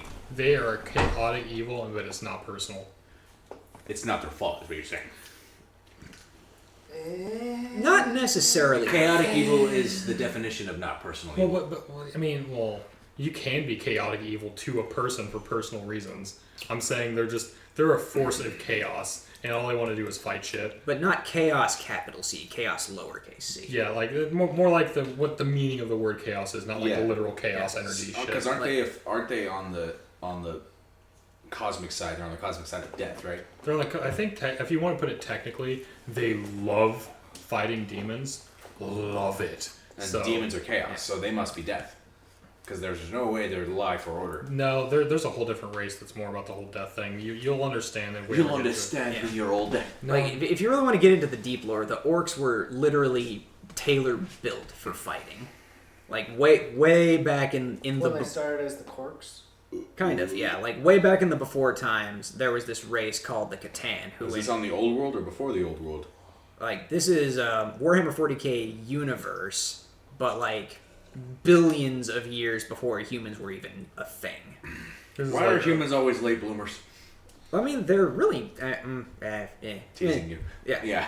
No, but, yeah, like, way back when there was this race called the Catan, who ended up becoming the Necrons, which we can talk about them later, but the Catan knew that there was this extra-galactic threat that was on the way, which turned out to be the Tyranids, which basically the Zerg swarm times a million. We're coming from outside the galaxy and then we're going to fuck shit up. So the Catan started, like, basically developing other races for this war that was eventually going to get here. And one of those races was the Orcs. So now, I mean, now that the Tyranids have actually arrived billions of years later, that means the Orcs have had billions of years to just roll around the galaxy and it's like, we're fighting because we're Orcs and fighting's what we do. So if adrenaline makes them strong, not unlike the Hulk, how do they make more of themselves? Because aren't they all male? I mean, they're presented as male, yes, but they're technically a fungus and reproduce through spreading spores. Like, the spores will eventually So grow. that is a thing. Yes. So they can literally, like, infest another creature and turn them into a... If there is a single orc spore left alive on a planet, you will have a full-blown orc infestation eventually. Yeah, like, they don't So have... how do you combat something that's literally a force of nature, but with teeth? Enough and fire. Are they weak to fire? Everything is if you get the fire on them. I mean, yeah, like, to keep the orcs from coming back to a planet, you either have to, like, lock down a planet militarily and have, like, constant patrols looking for orcs at all times. So, or just burn the worst fucking case version of the Last of Us plague. Yes. Oh, absolutely. Or you just burn the fucking planet But just down. pretend like the zombies trying to eat you can talk, and they all have a Cockney British accent. So it's surreal and horrifying. And they love Wario. Wah! But yeah, they're basically just... Now, They- are they capable of making alliances with other factions or races? They- with how simple they seem to be. They can in very rare instances, because usually the bigger an orc gets also means that orc gets smarter, naturally, because its brain gets bigger.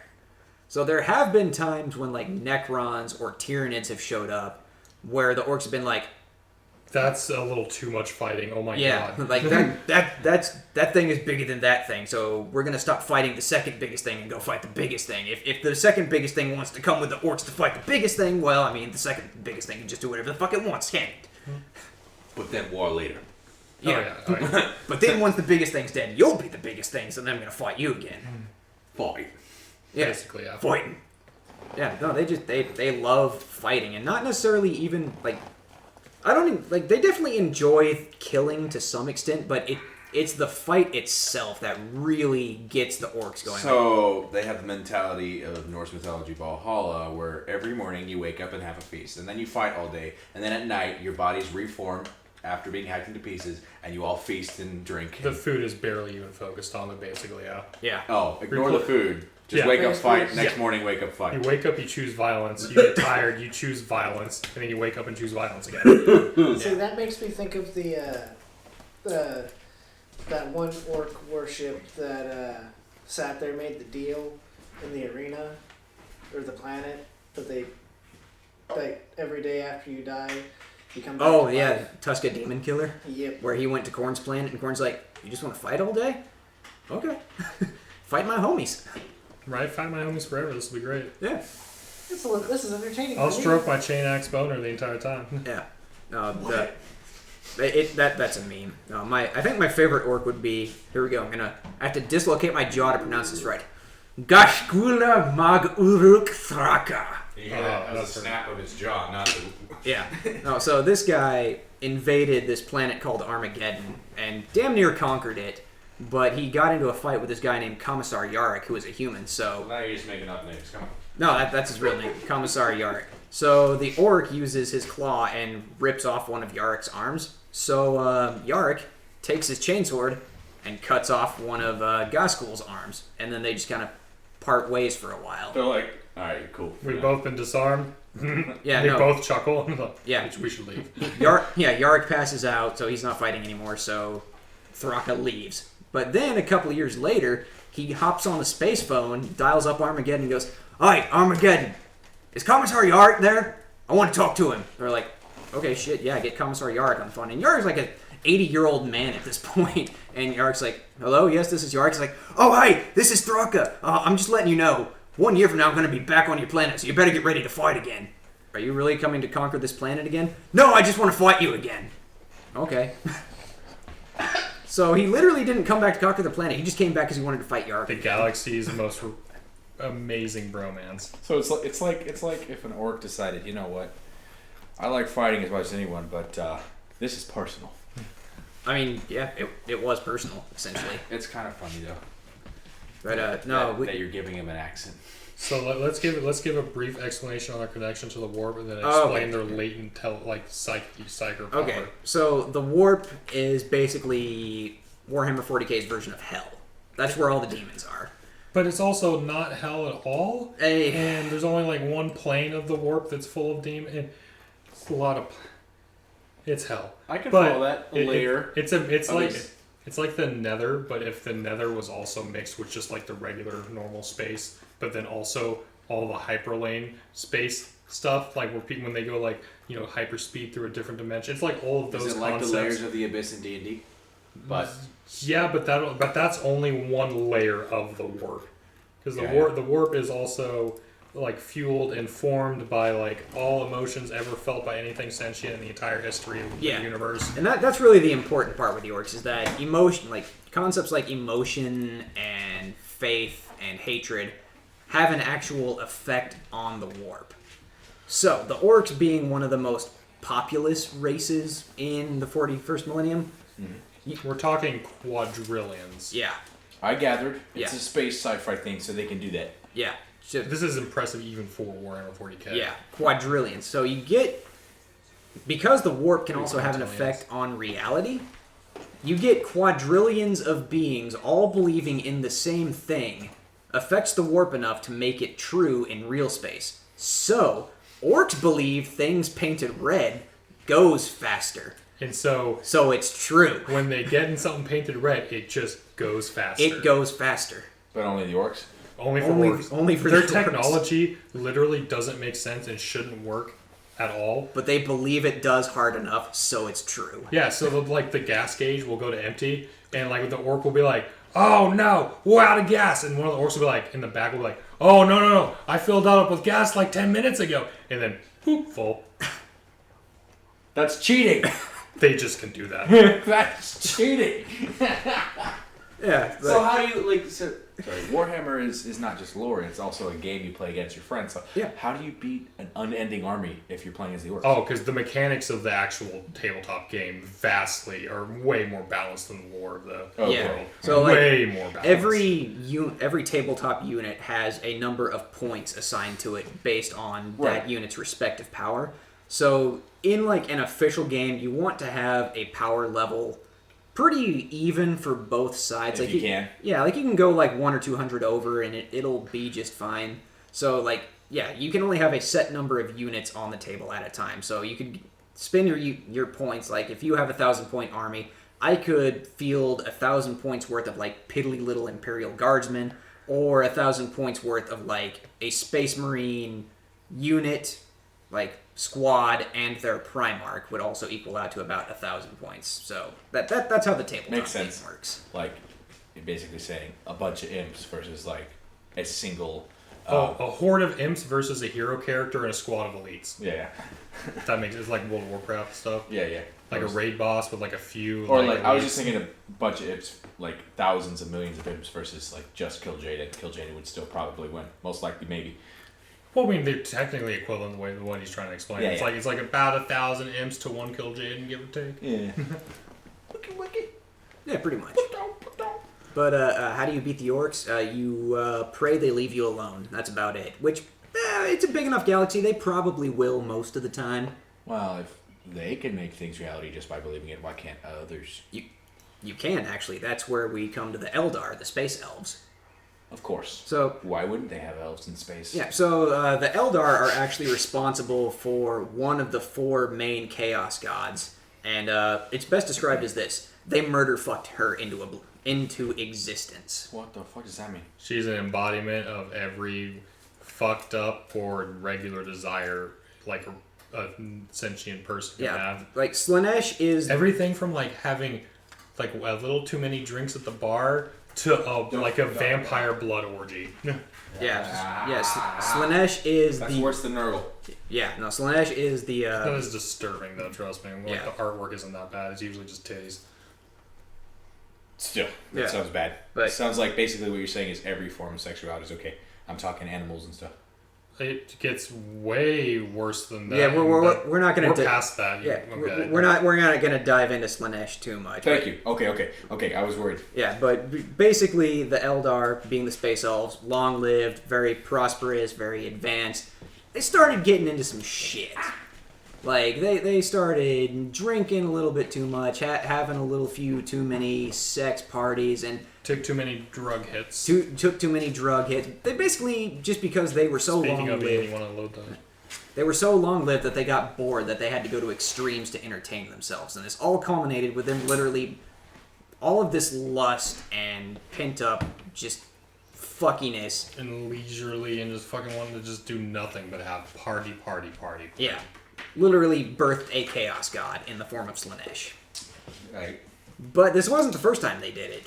They figured out where they fucked up, because the Eldar are essentially going extinct because everyone, like, nobody really likes the Eldar because, everybody kind of blames them for, making Slanesh a thing.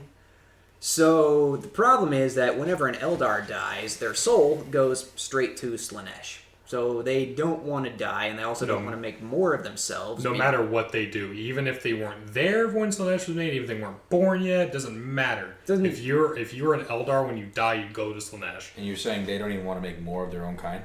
Yeah, because that's just more souls for Slanesh. Oh, so they put themselves in a catch-20. Yeah. Yeah, they really fucked Why up. did we say that? What does that even mean? Catch 22. Yeah. But It's hard to explain. yeah, after they figured out how Slanesh was made and what they did, they essentially deliberately did what the orcs do accidentally, where they indoctrinated what's left of themselves enough that they created another minor chaos deity whose name I can't remember. But this is like newer lore now, but this new chaos deity is kind of on the rise to hopefully save the Eldar from getting Slaneshed. And she's not good to her spirits? I mean... Okay, I get what you're saying. If you're into murder orgies, then yeah, No, man. that's gross. Slanesh. Snuff is disgusting. I hate that's a real thing. Yeah, I mean, if you're into that, then Slanesh is for you, absolutely. Stop. I mean, doing- she's not all just about that. I mean, you still honor Slanesh when you really enjoy a bowl of chocolate ice cream, or like when you really, really enjoy that cute goblin's ass, that still goes straight to Slanesh. Stop making fun of my attraction to the World of Warcraft female goblins. I was talking about goblins in general, not just World of Warcraft. No, the only pretty ones I've found are World of Warcraft goblins, because all the rest of them look like friggin' demon imp noses and weird shit. No, I guess you're kind of right. But yeah, no. On the less creepy side of things, Slanesh is also kind of like a real patron of the arts because I mean, like people enjoy art sometimes a little bit too much, become like obsessed with a particular piece of art. Like I don't know, Da Vinci's Mona Lisa, and like maybe you really like that because you think that there's a hidden Da Vinci Code message in there, and then you devote your life to solving the Da Vinci Code in the Mona Lisa, and then you took that a little bit too far. So Slanesh. Okay. Slanesh bad. Yeah. Slanesh real bad. No, nobody likes Slanesh except for Slanesh worshippers. I don't like Slanesh. At least with Korn, all he's about is the blood part, not the What have I worship done? part. His body is. This is so no. Just look at it. It's so bad. Slanesh has hooks in him, man. Nope, that's not where I was going. Have you guys seen the first Spy Kids movie? Yeah, of course. It looks like Junie's drawing that his dad turns into later. I'm kidding. No. It's funny. It looks terrible. I was just, yeah. Anyways, moving on from Slanesh, you're talking about the space elves. Yeah, the space elves. They're they're responsible for Slanesh, so everyone's out to kill them because they made Slanesh. Right. But the craft world Eldar, we'll call them the light elves, the sun elves. What? Because I know that like the dark Eldar would be the dark elves. So what would the regular Eldar be for like World of Warcraft? Just regular elves. Well, I mean, Sun elves. No, a sun elves. dark Eldar would be like blood elves. Regular Eldar would probably be just like, I don't know, night elves, because they used to do a lot of the debauchery and indulgence too way back in the past, and then the craft world Eldar would probably be like the high elves. Oh yeah, high elves. There you go. Yeah. So the craft world Eldar live on things called craft worlds, which is essentially flying artificial planets. That's essentially their home, and they're constantly roving around looking hopefully for somewhere to settle down, but you know the galaxy doesn't like people who just want to settle down, so naturally everybody's on the Eldar's ass all the fucking time. Right. But they're actually pretty chill. At least the craft world Eldar So are. if they are so chill, I mean, can't they just like, explain the situation like we're not part of the rest of them? We're just... No one's listening to explanations at this point in the galactic history. Actually, one person is. Gilliman listened to them, finally. Oh, one of the Primarchs, right? Yeah, the one they brought back. Oh, I didn't forget, but I kept forgetting to actually put it in the oven. This is good.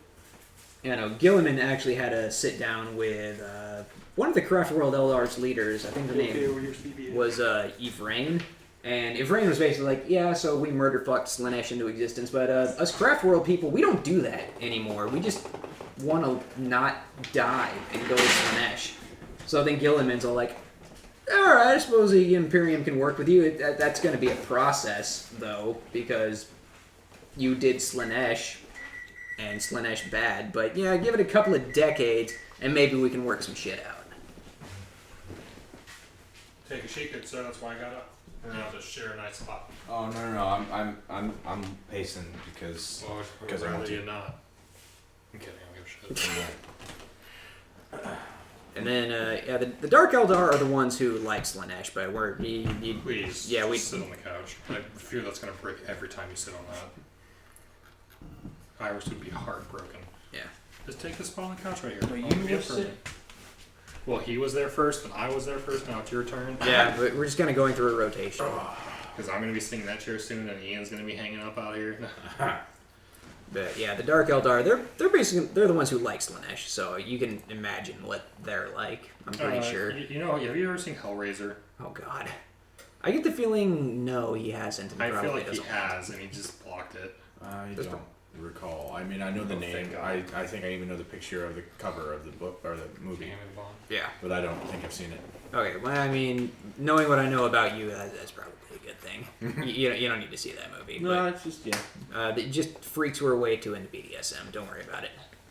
Let's see, what other races are there? How about I'll just ask you: are there ogres in this world? There are a subspecies of humans because humans Are you about to call Space Marines ogres? No, Oh, I'm okay, not. I was about to lose my There's shit. literally a I think they're just straight up a subspecies at this point called ogren, who are just humans that are just hulking brutes.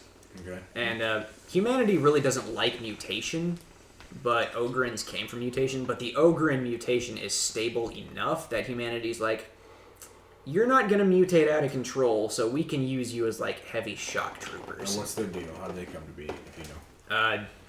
It's cool if you don't. Was No. random mutation, or was it like an experiment that it's hinted at? Or like... all mutation is random because E-Money was like mutation.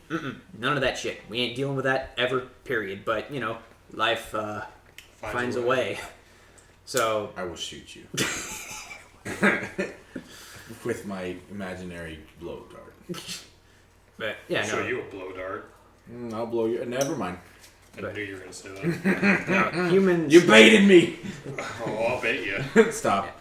No, humans have been spacefaring and settling new worlds long enough that various forms of stable mutations, like the ogren, have just kind of popped up over time. Ogren is probably a play on word for ogre lawn, which is the classic term for a half ogre. A classic term from what? D&D, ancient fantasy.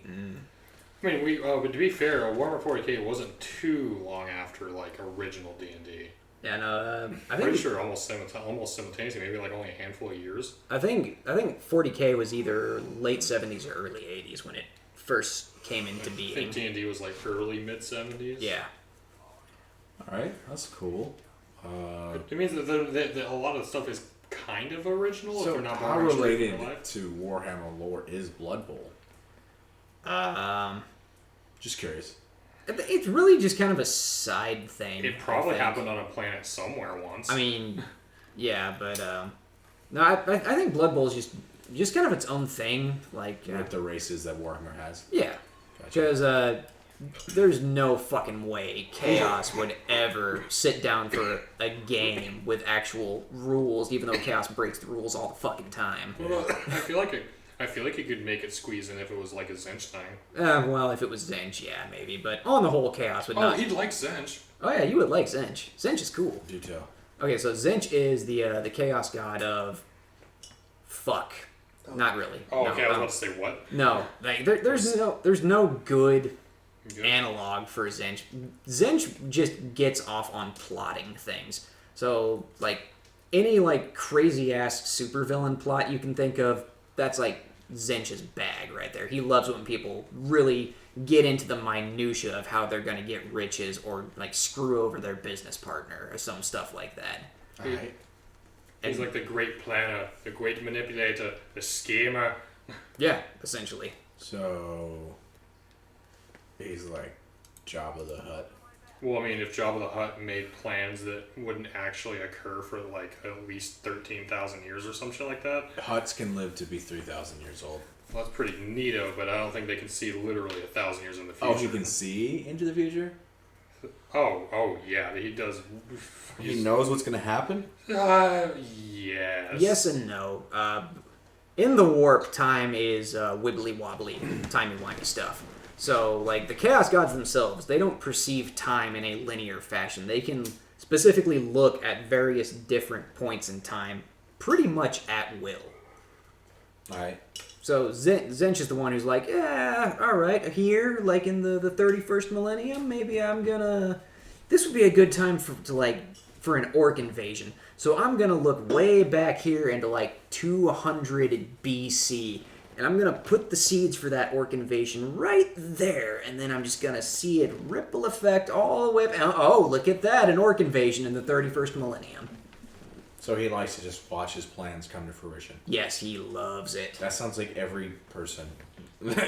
Just saying. Like, What? No, I don't think you understand what we're talking about. He makes plans that take fucking millennia to unfold. yeah, that sounds like he's just got like a sick kink for being patient. Yeah, Yeah. but like it's never for like any real reason. It's just whatever he decides he wants to fuck with. Yeah, it's more the process itself that he loves rather than like, oh, look, like that orc invasion. Like, yeah, okay, that's cool, that's happening now, but man, did I love setting that in motion. Yeah. Oh, it felt so fucking And then good. he fucks off and starts something else. Yeah, Or, and honestly, he probably already had 33,000 other things going on at the same time. Oh, man. Talking about Zinch, I have to talk about Creed now. Oh no. Can you take me higher? Not that Creed. No. No, okay, so... They're good. Look at you over there. He's just like, This actually comes from some really fucky rules in the tabletop edition. I think it was 8th edition 40k. So there's this guy named Uriskar Creed, who's basically 40k's version of Winston Churchill. And his specific rule is called Tactical Genius. And basically it makes any units under his command also have the modifier of Scout, which Scouts tend to be like stealth units. And I mean any unit. So that 3-ton super heavy tank, that's a Scout now. And Scouts can hide in those bushes. So he breaks physics to make things stealthy. Yes. So a giant, or in Warhammer they're called gargantuans, Yep. Yeah, Gargants, Titans. Yeah, so they can hide behind a tree that's clearly only the size of their leg. you could hide behind a fence. And people wouldn't be able to see them? Nope. The mechanics of the game. Anyway. Explain this to me logically. Can't do it. There is no logic because they got rid of that rule real fucking quick. Apparently. No, it got to That's the point. funny. Yeah, but there's an absolutely hilarious fanfic written about Creed where Creed is sitting down for a game of chess with Zinch. And Zinch is sitting there. He's like, yes, I set this all in motion long before this human was born. Everything in his upbringing led him to this moment so he would make this specific move in this specific chess game. And how did that knight get there? And then, and then Zinch is like, just grips the board, flips over. Creed! Oh, we have to talk about him now. You know that, right, Andy? Sly Marbo? Yeah. There's a slime creature? No, Sly Marbo Oh. is this guy's name. It's I a said slime Arbo. yeah, I know. I misspeak like that sometimes. No, so Sly Marbo is a human Imperial Guardsman of the Catachan Jungle Fighters, and if you look at his name, Sly, as in short for Sylvester, and Marbo being an anagram of Rambo, and the fact that this guy looks exactly like Sylvester Stallone. Yes. Yes, and he Exactly like. is exactly like he is the fucking biggest meme in all of Warhammer 40k. Copy paste. Yeah. Fun fact, Sylvester Stallone has a character created in his image in the 2012 Nickelodeon show named The Hammer. Nice. Yeah. He even says, "Hey yo," a lot. Oh, Adrian! Hey yo, boss.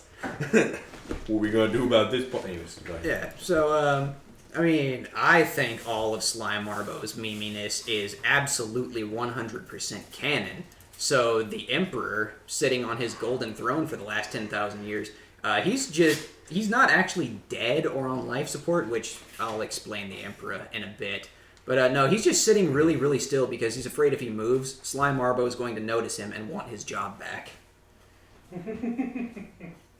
Sly Marbo he's got enough balls to repopulate half the galaxy. Like they are massive. They require freighter cruise ships, 2.5 kilometers long, just to transport. You're making this up, but it's funny. Wow. I know, Sly Marbo, like, speaking realistically, he's Chunky. just a very powerful, like, he's literally Warhammer 40k Rambo. He's got, like, one of the highest stealth ratings in the entire game. He's great in close quarters combat. He's literally just Rambo. Well, give him a little bit of background on the Catachan Jungle Fires and how horrible Catachan is. Oh, yeah, no, Catachan's absolutely a shithole. So, think, like, the deepest, darkest, awful jungles of, like, I don't know, Vietnam or something like Do that. you know how scared you were as a little kid when Robin Williams explained the jungle while in Jumanji? I actually was scared of Jumanji, but I don't remember anything about It's the movie. like that kind of jungle. But that's a whole planet. Oh. Yeah. So, The whole planet's a booby trap? yep, pretty much. The jungle booby trap. Yeah. It's awful. That's It's- a big booby. Yeah. So the Catachan Jungle Fighters volunteer for Imperial Guard service, not because they want to like fight for the Emperor and against the Xenos. No, they just want to get off Catachan because they think literally everything other than Catachan is a fucking vacation. Because it's so bad there. Yeah, it sucks there. Air trying to kill you. Plants trying to kill you. Dirt trying to kill you. That rock over there planning to kill you. It's going to eventually, maybe in a couple of days, but it will. Yeah, so you get off the planet while you have a chance. I don't know. Go throw yourself into an orc horde. It's still a vacation to the The cat volcanoes. I've stopped trying to lick my breath, you weird dog. See why? Why is that thing to do? I You don't know know. she does that, and yet you keep doing it. But it's just funny to watch. She's like grasping at Well, don't confuse the her. infinite nothing. Well, don't confuse her though. If you keep telling her no and then keep doing it, she'll get like frazzled. Oh my gosh, this dog is such a cuddler. I know if you scratch her upper chest, she'll hold your hand sometimes. Yep. I'll hold it for her. I like you.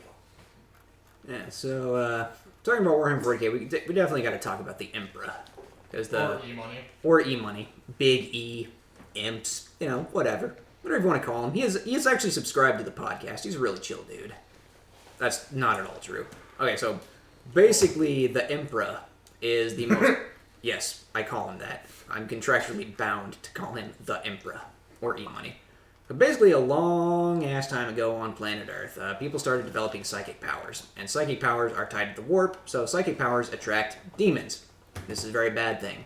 So, 1,000 psychers basically pooled all of their resources to the point where they killed themselves, but they implanted their psychic powers all into one unborn child. That's disgusting. Yeah, it's terrible. Except it made him the fucking emperor of mankind. He's immortal, damn near indestructible, and just the perfect man. Indestructible. He is a man's man. Determination, but I'm really corruptible.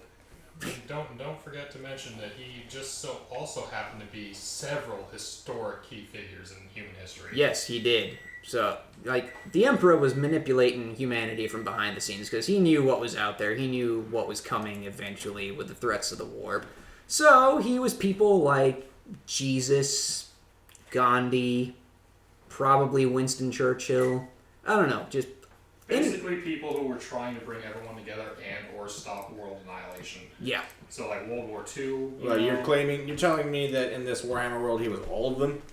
Yeah, because he was immortal and he could like take different forms and shit. Yep. Whatever. Yeah. Well, I know, it's magic. Yeah. I mean... Space magic, dude. Space magic, bro. Yeah, basically.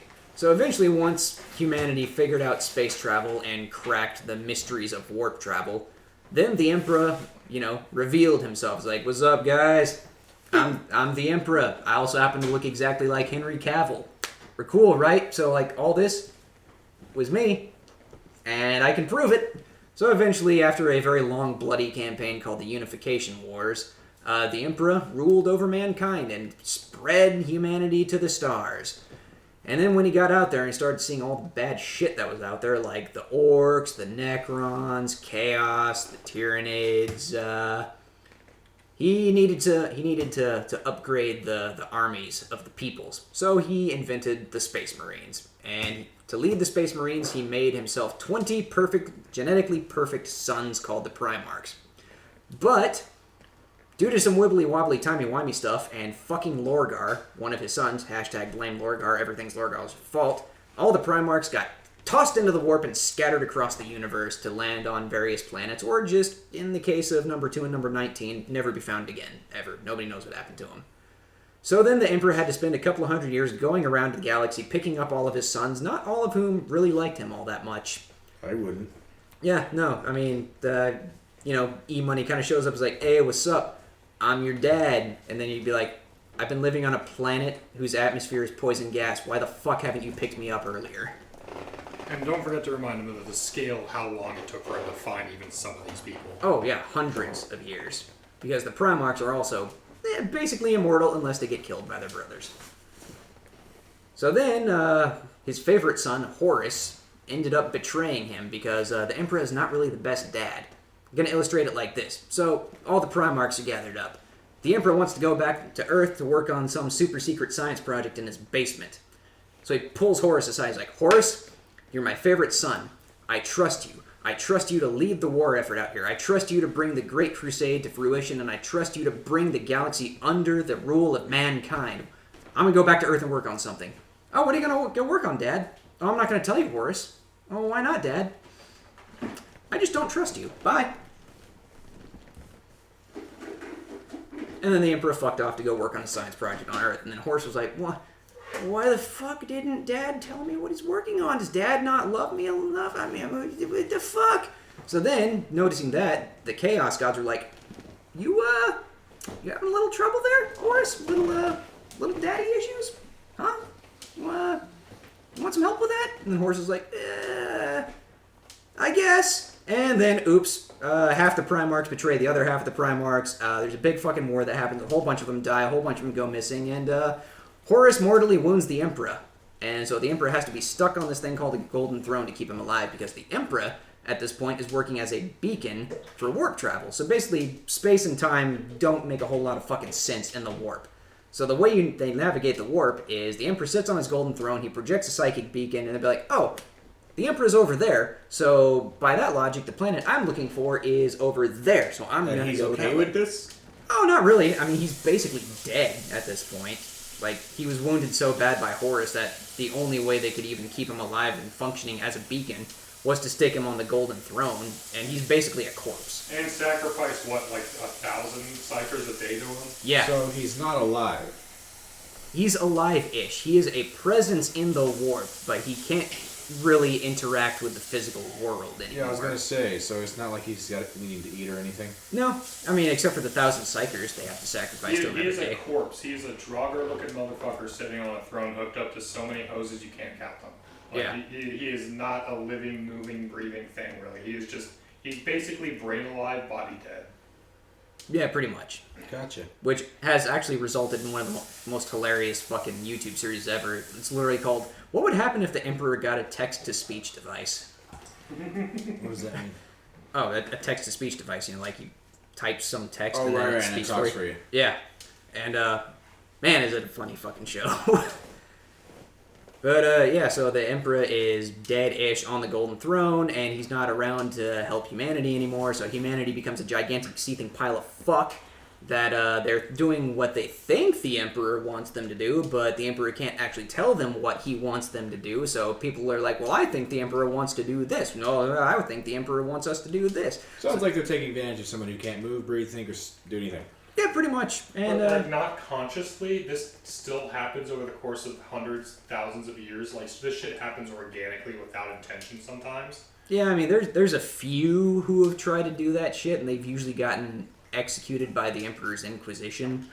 But, yeah, no, it's just to the point that nobody really knows what the Emperor wants anymore, but they're trying to do what they think he wants them to do, which has made the Imperium just horrifically xenophobic and wanting to kill every single alien species out there, except maybe the Eldar. But even then, that's only because they resurrected one of the fucking Primarchs, which, of course, it had to be fucking Gilliman of the Ultramarines, the Mary Sues of the fucking Warhammer 40k universe. And he's like, well, you know, the Emperor was my dad, and you guys worship the Emperor as a god, so that basically makes me Jesus, so now I tell all of you what to do. And they're like, you're also a 15-foot tall superhuman killing machine. Okay, we'll listen to you.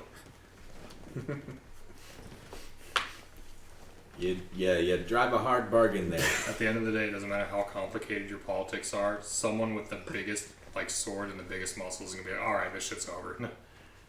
Yeah. Yeah, no, after they woke up Gilliman, he looked at the Imperium and he's like, oh my god, you guys have no fucking clue what my dad actually wanted, did you? And they're like, what? I mean, 10,000 years plus the fact that he's kind of dead. I mean, we had to take some liberties. He's like, no more liberties. I'm fucking in charge now. Fight me, fool. And they're like, but you're a Primarch. We can't fight you. Exactly. I'm in charge now. I am the captain now. I am the captain. Look at me. All I am captain. right, well, that was a whole fucking tangent. Jesus. But realistically, though, the Primarchs are actually some of the most interesting people in the entire 40k universe because of, well, the fact that they're giant 15-foot tall superhuman killing machines, but they were also shaped by, like, the different planets that they landed on, so literally one of them is just a giant space Viking. Which is fucking awesome, by the way. Space Viking. Space Viking! Yeah, no, Lehman Russ. Literally just Space Viking. Like, E-Money showed up and is like, hey, I'm your dad. Lehman Russ is like, are you though? Okay, prove it. Here's what we're gonna do. We're gonna have an eating contest, a drinking contest, and a fist fight. And the Emperor's like, What? okay, sure. And then the Emperor actually lost the first two contests, but then kind of damn near knocked Lehman Russ's head off with one punch. And then Russ is like, oh yeah, you're my dad, alright. Alright, let's fucking go. Let's take these Vikings up into space and do some dope shit. That's funny. Yeah, and then there's Angron, the gladiator, which he turned traitor, but he was kind of a petulant little bitch, but also had a reason to be a petulant little bitch. He basically grew up in gladiator pits, escaped, staged a coup against the government, damn near died, and then E-Money showed up and was like, "Hey son, I'm here to pick you up." Boop, just teleports him off the planet, and he's like, "Hey, I saved your life. I don't know why the Emperor is the Fonz now, but the Emperor is totally the Fonz now." And then Angron's like, "What about all my friends that you just left down there?" And he's like, "Hey, those people don't matter." And then Angron's like, "Oh, you're a fucking dick, Dad." Thanks. My dog was down there, you fucking shit. Which was a true thing. Angron had a dog, and the Emperor left the dog to die in the... Oh, that's messed up. Yeah, and then Angron was like, "My friends are one thing, but my fucking dog? Dad, what the fuck?"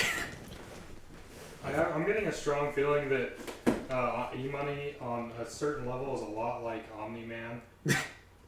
Just, Jesus Christ. Think, Horace, think! I haven't seen the show yet.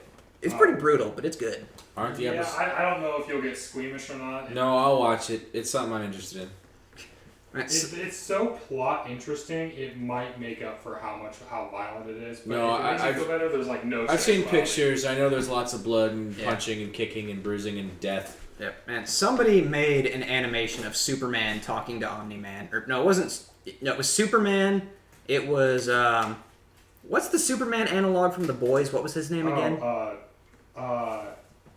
America Man? No, Homelander. Homelander, yeah. It was Superman, Homelander, and Omni-Man all standing in a park talking to each other. Talk about how similar they are. Yeah, and Omni-Man was like, I'm not exactly a clone of this Kryptonian over here. I mean, look at my face. And Omni-Man's like, yeah, you have a face that looks like it shouts, "I want Spider-Man!" over and over again, multiple times a day. Omni-Man said that? No, Homelander said that to Omni-Man. Because he looks just like Jonah Jameson. And is voiced by Jonah Jameson. Yeah, so, yeah. I want Spider-Man! Did Omni-Man as the character get the reference? I don't remember if he did.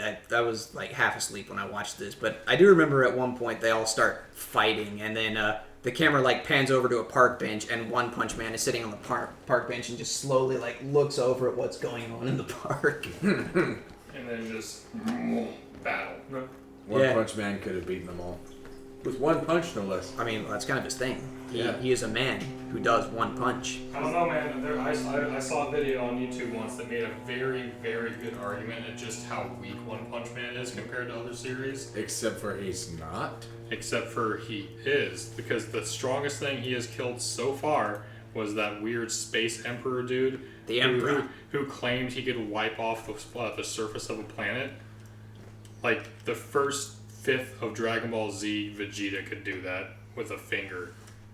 Okay, but we're talking about mixing these mythological beings together in one place as if they exist in the same existence. Yes, and Plane. so Vegeta could still go, Mars is gone. Okay, but still he's pretty freaking strong. Especially since he doesn't actually have superpowers. He just worked out a ton. It was an April Fool's video talking about how Krillin could beat the shit out of One Punch Man. I now respect the video. Yeah, it was about... Krillin's my favorite. Dude, Krillin's a badass. He is. Why'd you flinch? I don't hate you. Oh, it was the dog. It wasn't me. Oh, okay. Like, damn, dude. The dog went... Okay, there we go, for real, man. No, Krillin's my favorite Dragon Ball Z character. For me, it's Krillin and Piccolo. Piccolo, you have no Okay, soul. I lied. Vegeta's my number one favorite, but like everyone. Damn it, Kakarot, that's my wife! Realistically, Vegeta is my favorite Hey, yo, pick. from Vegeta in the spit, orange fro. But Lift. unrealistically, Hercule is my favorite. Oh, dude, Hercule's badass, dude. I mean, You know what's funny about Yamcha? He sucks all the time, but he looks like he's a badass, but he's not. Oh, he used to be a badass, dude. Goku couldn't beat him the first time they fought. But what's funny is Yamcha and all the other characters never seem to continue training. That's why Goku always beats them. Krillin quit training for Piccolo and Tien continued training the entire time. Tien's dead. What are you talking about? Tien, the eyeball guy, he's dead. What part are you watching? The part where Tien and Krillin and them are all in heaven. Like, which part of the show? I haven't seen it since I was a kid. I've seen the entire show. Tien's not dead. Yeah, I know. Did they brought him back again? Death is incredibly cheap in Dragon Ball Z. I know, it's like, it doesn't even matter. Yeah. At all. It matters for some people for some fucking reason. Like, as in, hey, how come no one's wished Grandpa Gohan back? Like, come on, guys. I just like Krillin because he's cool. Oh, Krillin's awesome. He technically has the highest skill with manipulating ki. Yeah. Even though he's not the strongest character, he has the most technique and control over it, which is why he can use it to like completely maim people like hundreds, if not thousands, of times stronger than he is. Destructo Days. Same thing with Tien's Tri-Beam. It drains the user's life force in exchange for outputting more power than that person is actually capable of. Broly is Right up until base form Goku was added to the game, Tien's Neo Tri-Beam was the most powerful super in the game. I have Dragon Ball Super Fighter or whatever, and that game looks so good. I mean, Yeah, it it is does. good. It is good. It's not so. I mean, I play it. Yeah. Well, actually, I lied. Now it's Super Saiyan 4 Gogeta's Ultimate is the most powerful in the game, but also Super Saiyan 4 Gogeta is fucking broken as shit. Alright, well now we're talking about fighting games, and I kind of want to play some Smash. You guys want to play some Smash? I am Yeah. falling asleep, so Okay, let's play some Smash. Alright.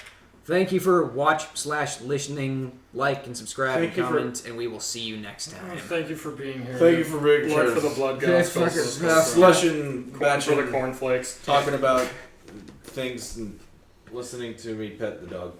And also a lot of Warcraft lore. Also, this is gonna be a lot of edit for you, so have fun. Oh, I'm not editing this shit. Yes. There's nothing that needed to be edited. Raw footage. It'll be a surprise at the end of the video for anyone who actually watches the whole thing. So you're not going to edit any of that, even though I think there are some parts you could, because nothing happened for like